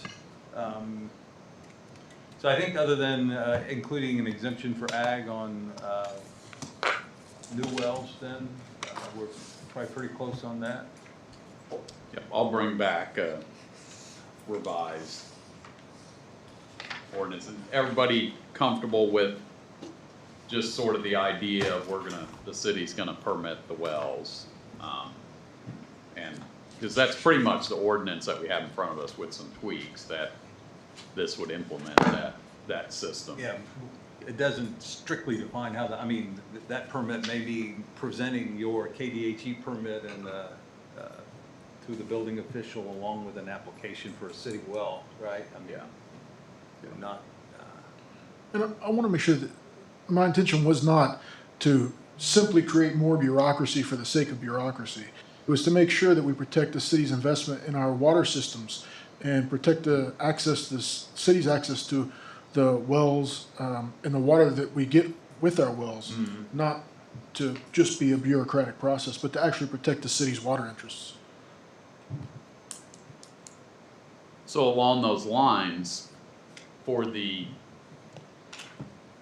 so just focusing on the agriculture, would the justification be if they are already drawing water from an existing well, then they can continue to do that, and that's not really the city's concern? It would be if they wanted to expand the water they're drawing or drill a new well, that would be something that they'd have to get a permit from the city. Or are you just saying just wholesale exempt ag from any of these requirements? I'd have to go back and look at what I submitted before, but generally I think it was they still have to have a permit, but it's included as an approval. It's really just more like for them to register their use and make sure that the place they want to drill it wouldn't negatively impact the city's water, that it's not going to, be detrimental to our water service.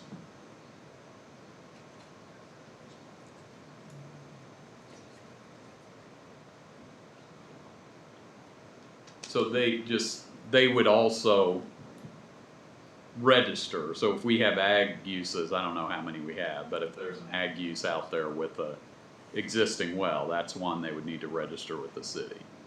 They wouldn't necessarily need a new permit, but they would need to register that with the city. So we would have a comprehensive list. I think there's several pivots down in the floodplain along 79th Street that are, drawn from, I'm sure, from wells that are in that same aquifer that we're pulling they're in that,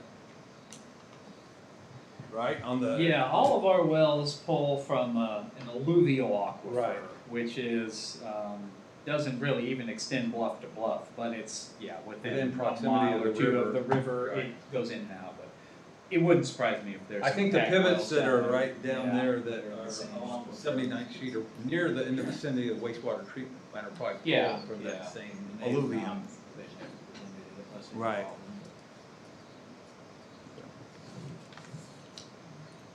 Yeah, let me see what I can come up with that, and obviously we can discuss this more at the next council meeting. All right. I just went back and looked, and the agricultural exception was property owners verified by the planning director to be operating as legitimate agricultural users are exempt from the automatic 400-foot proximity ban, but remain fully bound by the special use permit requirements outlined. The section follows. And it says the mandatory connection, all commercial, industrial, and residential users within the connection proximity zone are required to connect to and exclusively utilize the SODO public water supply system for domestic manufacturing, processing, cooling, and irrigation functions. And it does have an exception, an absolute prohibition, except as explicitly provided for agricultural users. And that's what it basically says, is what we talked about. So pretty close. Okay. Enough direction, we'll go on then.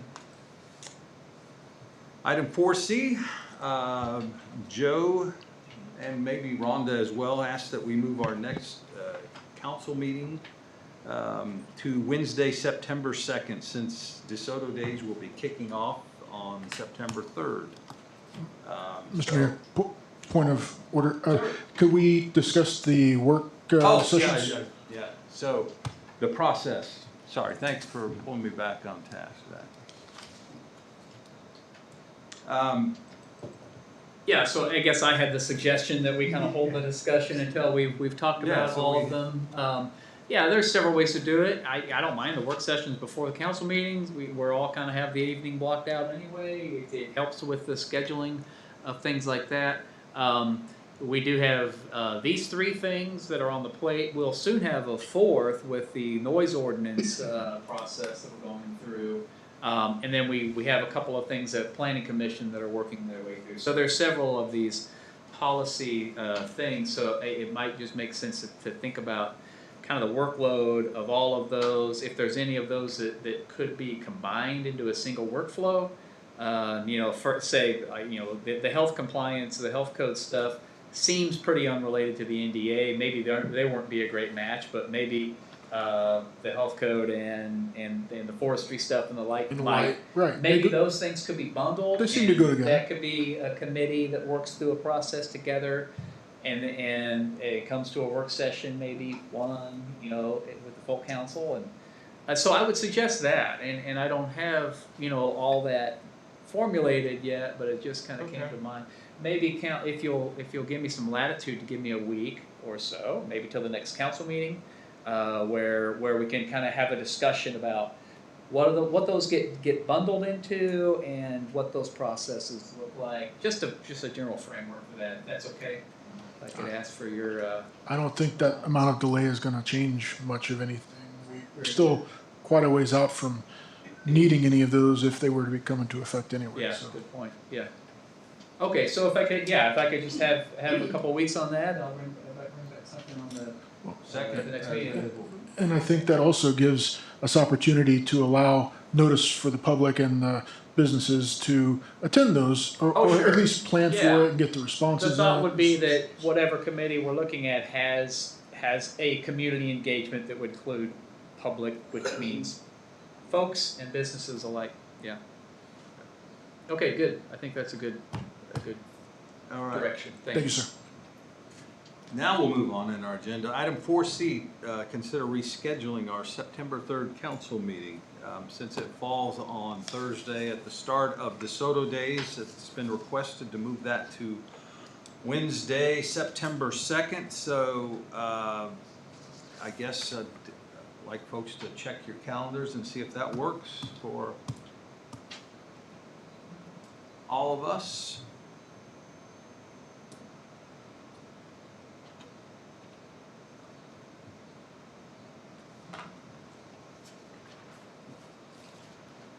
Good. And since Joe suggested it, I'm gonna assume he's good with it. If everybody's good with it, I could entertain a motion to reschedule our regular city council meeting on September 3rd to Wednesday, September 2nd. I move we approve the request to reschedule the regular scheduled September 3rd city council meeting to Wednesday, September 2nd. Second. All right, we have a motion and a second. Edgar, please call roll. Lane? Yes. Patterson? Yes. Bradley? Yes. McCracken? Yes. Motion carries. All right, thank you. Okay, our final business item tonight is continuing our 2027 budget discussion. So Mike, Yes, Council. Given us a document. I feel obligated to start each one of these discussions by I want to give you as much or as little as you would like to engage with. So if I sense people nodding off, I'll try to move it along. Having a little trouble with the control here. Just Brandon. yell at me. Yell at I'm me. going to try it for now, and if I Yeah, have trouble, just you yell can at me. step in. So I wasn't here August at the previous meeting, but I did provide a memo in your packet for that essentially took all of the recommended enhancements and I listed those out. We had a number of them that we discussed previously, and the ones that were recommended for implementation in that memo. kind of firmed up that list. And so what I've done since then is I've taken those recommended enhancements and I've incorporated them in to the 2027 budget and and obviously to the whole the 5-year projections that now go all the way out to 2032.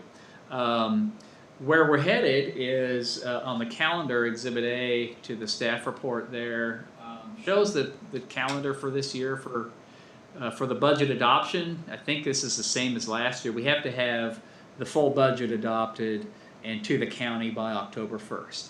And so working back from that date, we're proposing a public hearing at the second meeting in September, which is September 17th. And so technically that'll be 2 public hearings. That'll be the one relating to exceeding the revenue neutral rate, and then the second one regarding just the 2027 budget. And so working back from that, you get August 20th today, presentation of the budget document itself. But at the end, I think before I forget, we do need your approval. Really, the only action item that we need tonight is approval of the budget notice, because the way the calendars fall and with our publication process, we have to get that in the newspaper before the next council meeting. And so that budget notice, Brandon, can you scroll down any further? I thought I had it. It's the very last. The last page. Where's the last page? It's one page after that one you just had up. I'm sorry. It's in the hard copies, right? I'm gonna try to blow this up a little bit. There it is. There we go. All right. So this is an arcane looking spreadsheet essentially that the state gives us that calculates the mill rates from the revenues that are combined in the budget, and this is the official notice that'll go in the paper. And essentially, this is just that says, hey, on September 17th, we're going to have a public hearing on the revenue neutral rate in the budget. Importantly, what this shows is that the city holds us to the overall mill rate of 12.17 mils, which is a slight reduction from the current rate of 12.94. Still doesn't quite meet the revenue neutral rate because of the growth that's happening largely at the Panasonic facility. But as you remember, we do this whole analysis and we look at the average increase in home value for residential properties, and we take that as a flat mill rate and adjust it accordingly. So this is what I'll ask for your approval on at the end of the discussion tonight, is to publish this document that essentially sets for the public hearing date. So now I'm going to see if I can scroll all the way back up to the top. Okay, Brandon, I'll let you Longer than I thought. There we go. So some of you or all of you may have seen the city's budget document. It's this several hundred, maybe 150-page long thing that lays out general overall policies. We drill down into policies about revenue projections and policies about personnel and taxation, and then we address the the general fund, the law enforcement fund, the debt service fund, and then we move on to the revenue supported funds like the water and the sewer and the refuse. We talk about the state of those funds and the services that will be supported by the revenues and projections in that. It's a pretty hefty document, and so I generally kind of break it down into 2 parts. Try to formulate that document. Half of it, the draft version is presented in your packet. Essentially, it covers. I was able to get through the general fund, law enforcement, debt service, some of the water and sewer, but there's blanks in there for the rest of the document. I'll have a full document at the next meeting for consideration. But for tonight, I just wanted to just show you the framework of that just hit some highlights of that document. And generally where those happen is in the section under policy directives, on page 5 of that overall budget document. The 3 most general policy statements that we're trying to make with the 2027 budgets, and this is similar, but it's slightly different to the past few cycles. First one's capitalizing on industrial growth to reduce the residential tax burden. Second one's targeted mill levy reductions via economic expansion. And then the third is a self-sustaining enhancement in operational discipline. So essentially it's the idea that we are increasing our services, the demand on services is increasing. The clearest example of this is in the building inspection department, where permits, volume of permits and the size of these projects are growing, so we need to staff up there, and we have been.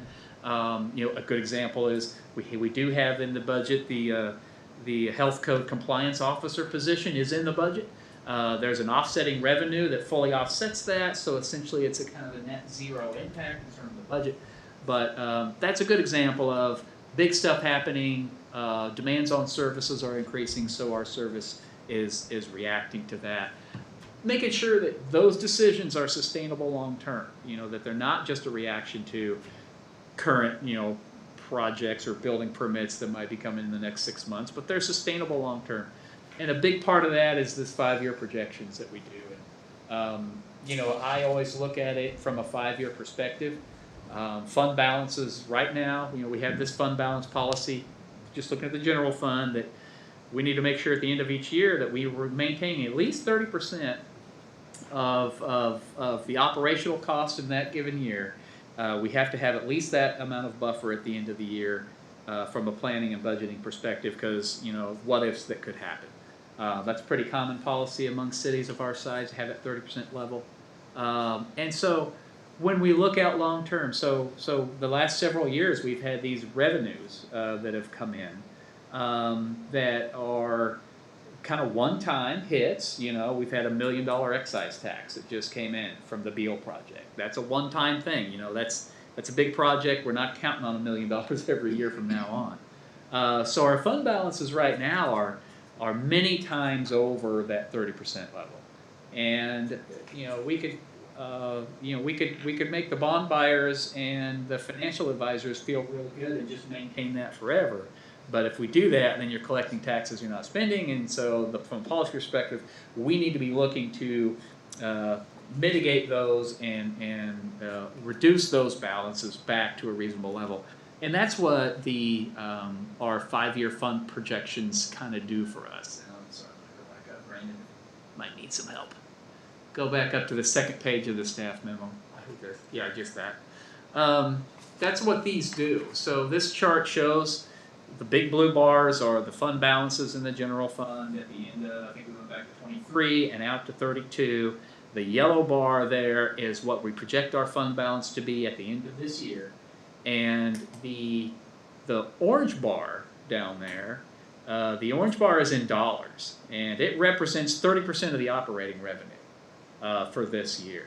So our fiscal policy says that the yellow bar should be down by where the orange line is. You can see it's way up; it's higher.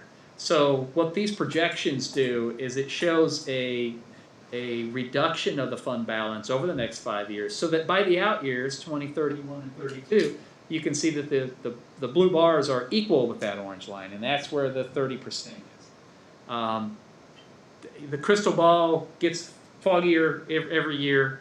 We've always taken a very strong position that we're going to estimate the revenues conservatively, which we absolutely have done. We've talked about franchise revenues and building permit revenues and sales tax revenues moving out, not assuming that these big projects, data center or otherwise, those are eggs that haven't even been laid yet, not to mention chickens that haven't hatched. So this is a pretty conservative estimate, but you'll see if you look through past budgets, the curve looks much like this. So overall, that's it. So then back to the policy directives then, starting on page, what page is it? 5, I guess, of the budget document there. We have this chart that shows policy directives. We talk about the revenue, a picture there and how we project those. We talk specifically about sales tax revenue and franchise fee revenue.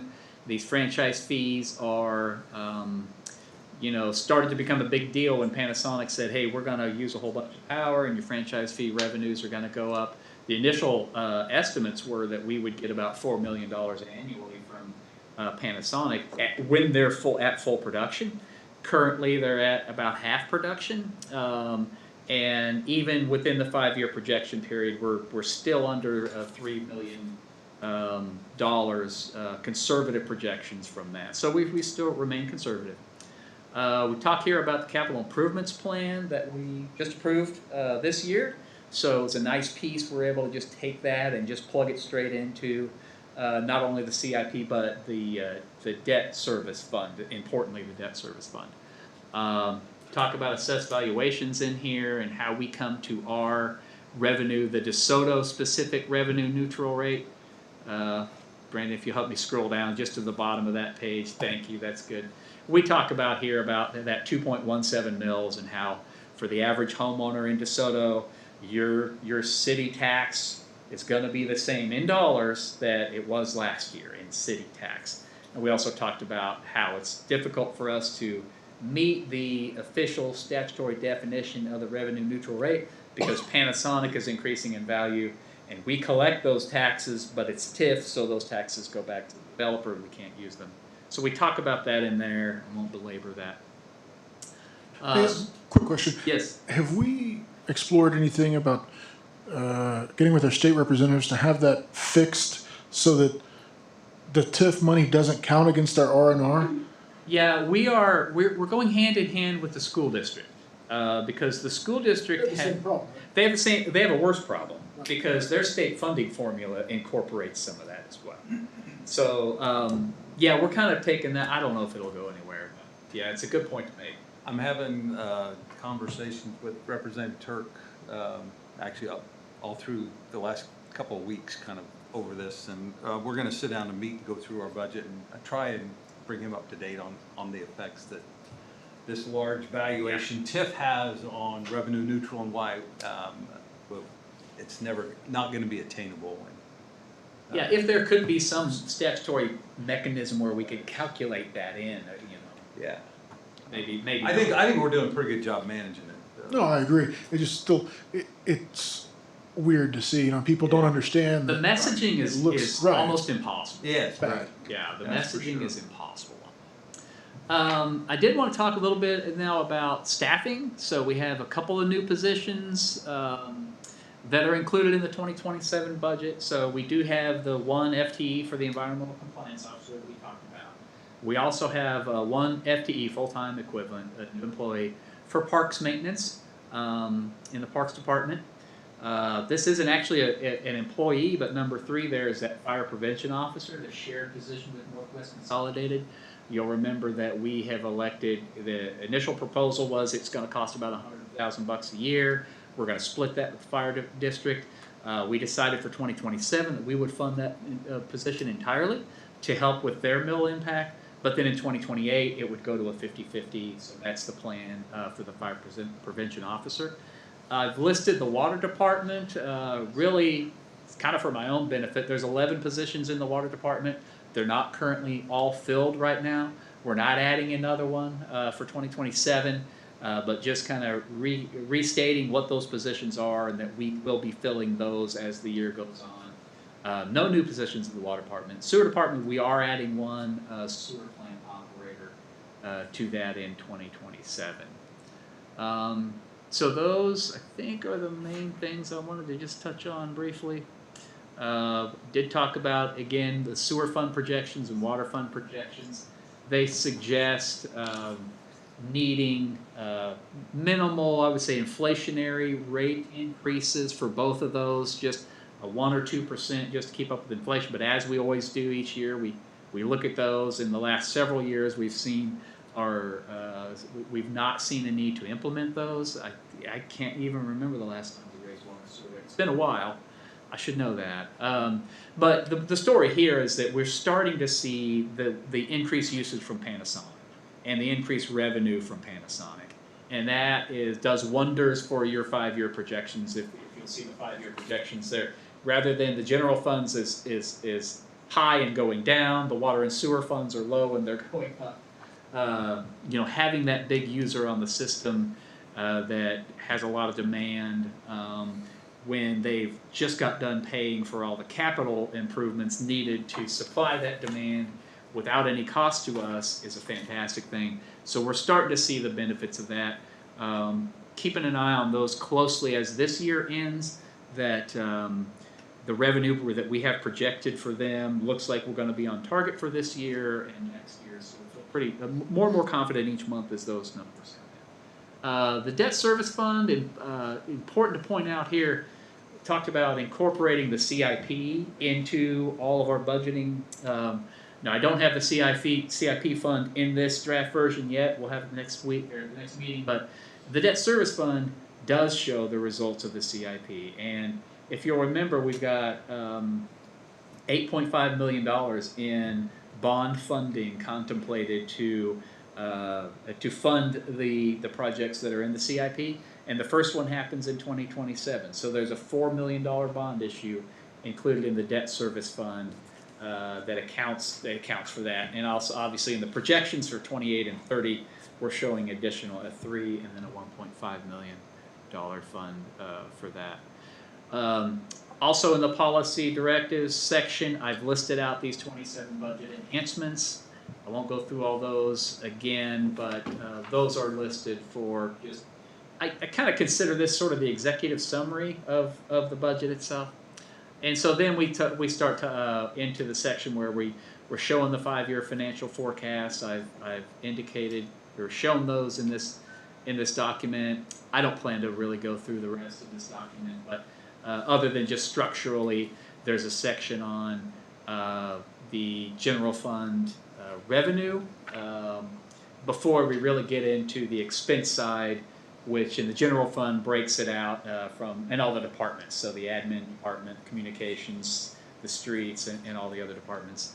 And then later on, there's the revenue supported funds, the water and the sewer, which you don't have yet. So I'll stop there with that. We are nearing the end. I think we've made all our policy decisions in large part. As I mentioned at the start, I would like the council's approval of the budget hearing notice, which sets the mill levy at 12.17, public hearing on September 2nd.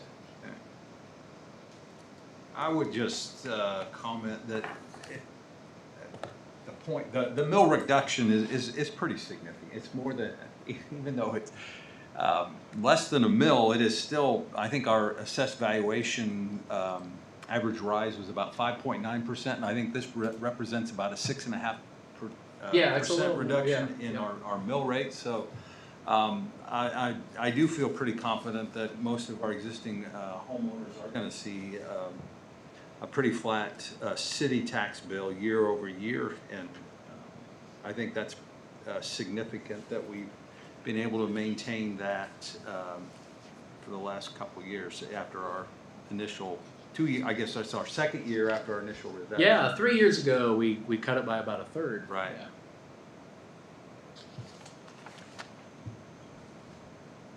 Any questions for City Administrator regarding the budget presentation tonight or the budget form that we need to take action on? Just one, we had previously talked about, there's a breakdown by department in there, and it's like 125 pages, so I don't remember which one it's on. But somewhere in there, there's a breakdown like which each department wanted, but it wasn't, I forget what it's called, not discretionary, but There's contingencies or? no, it was like additional things, like extra things each department wanted. Or were Oh yeah, budgeted so those were the budget enhancement requests. Enhancements, that's it, yeah. enhancements, yeah. I noticed the now I was wondering though, because I know we had sort of mentioned it, that it's not only fair to have council directed stuff included under admin or any other department, since really those are for them to decide, and then we have our own sort of things that we can put in there as enhancements that we would like. Sure. Is there a way to, like, I don't want to take away from a department's budget that they're wanting stuff for. Well, yeah. Well, it's a good point. I appreciate that sensitivity.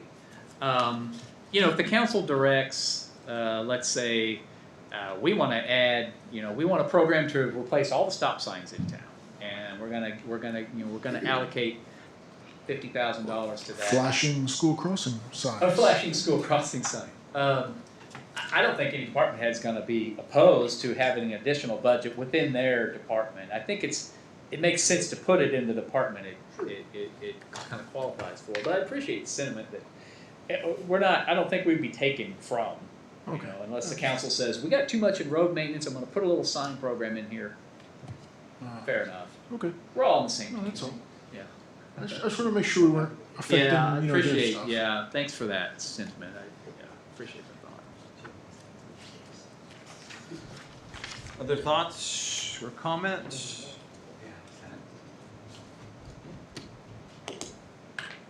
So Just if you could have a motion to. we need a approve move to approve budget hearing publication notice. of the budget hearing notice. Make a motion, we approve the budget hearing notice.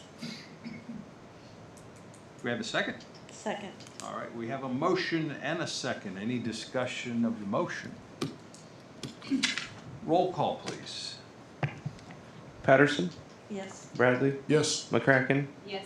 Lane. Yes. Motion carries. All right.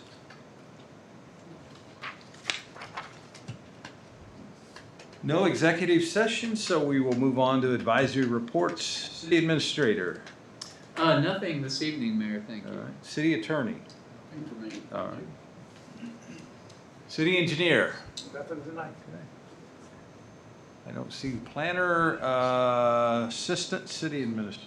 Brandon? Two things, I'll be brief. Okay. I want to put something on your calendar. Today we had our final steering committee for the community center. The public meeting for that will kind of go over the whole plan is on September 29th in the senior center from 5:30 to 7:30. When was it again? September 29th.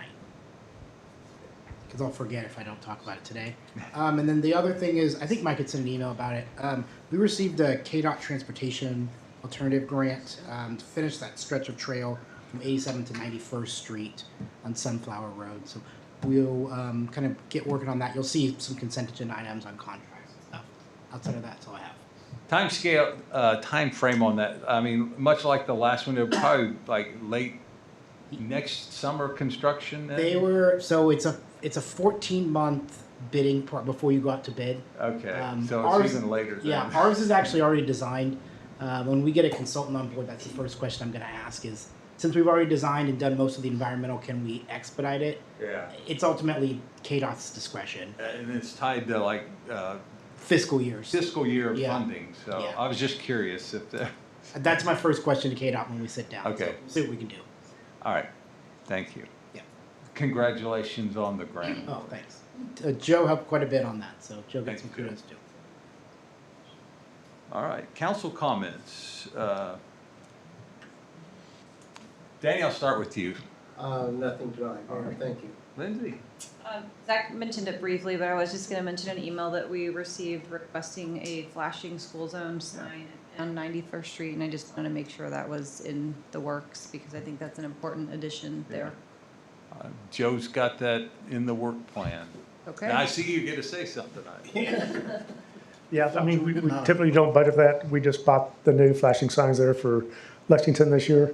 So if we have money toward the end of the year, what we can buy, it's about $8,300 to buy those signs, or the lights. So if we have something toward the end of the year, we'll get it. If not, after the first of the year, when we start the new budget, we'll be able to Okay. do that. So And I don't I've know, talked with the school district and they're in agreement too. great, and I don't know if it's possible or best practice, but I do think it helps, like when you cross the bridge and you can actually see how fast you're going. It's one thing to see the flashing sign, and it's another thing to be like, oh my gosh, I'm going The speed 52 and feedback it's sign. 25. Mhm. Yep.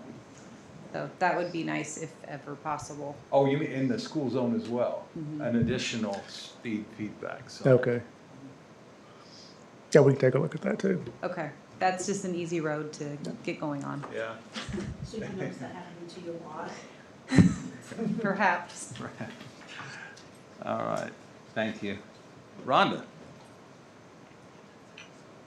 A couple things. I don't know, have we heard when the next comprehensive plan meeting potentially might be? There was a whole calendar. We had Yeah. that initial kickoff meeting, I didn't know if and there I, was a off the date on there? off the top of my head, I don't know. We can get that information Yeah, out. I can, all right, didn't know if I missed something. I don't think anything's been missed. No, Okay. Yeah, it's about a year-long process, Right. so there's, and they were just about every 4 to 6 weeks, yeah. I think.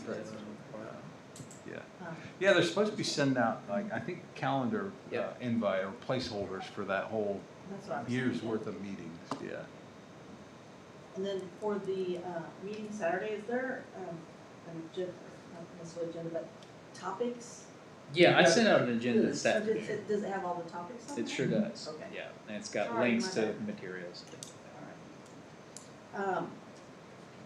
And then just a couple things. I brought this up at the last meeting, thinking we were gonna discuss it at this meeting.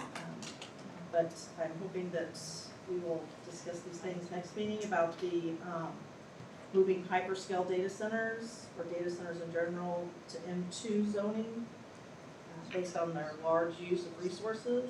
I know that's, that's something involved with the planning commission, but I brought it up a couple weeks ago and just wanting to hope we can move forward on that. And then, the pause on economic incentives for, data centers for future applicants, just to hold that off for maybe 18 months to 2 years or so, just to see where we are with what we already have and help begin to navigate, define more what we want here. So. All right. Thank you, Ron. Zach? Yeah, I said a lot already, but, and thank you for entertaining that. I want to mention that we've been talking about the stuff with the fire department, stuff coming along and progressing in talks, and I appreciate that that's happening. I know that there's a lot of complicated things that go into either merging or whatever's going to happen with the fire department. I appreciate all the work that's been done on that. And I know that the fire department seems pretty happy with how it's going so far as well. And I thank all the city staff for putting the effort in there. And That's 90% Brandon. Thank you, Brandon. There's more Patrick than 10%. Oh, okay. Definitely more than 10%. Spread the love. Yeah. Thank you all. And that's really all I had. I think look forward to getting the report back from Mike on the plan on how we're going to do the work groups or whatever we're going to do. And thank you again for addressing that. That's all I have, Mr. Mayor. All right. Thank you, Zach. So I do want to throw a couple reminders out there for some upcoming things. The final Rhythm and Roots concert is scheduled for next Friday, August 28th, 6:30 downtown. Hopefully we get good weather on that evening. And then we have upcoming a City Hall open house on Wednesday, August 26th from 5 to 7 to show off our renovation. So hopefully we can get everybody out for that as well. And then Zach, just a personal thanks for the work that you've done, the efforts that you've been put in on this. I do appreciate, and I appreciate the debate and the dialogue as well. Thank you. So with that, I would entertain a motion to adjourn. Well, first, thank you, Mr. Mayor. My wife does say I like to argue a lot. Make a motion that we adjourn. Second. All in favor, say aye. Aye. Opposed? We're adjourned.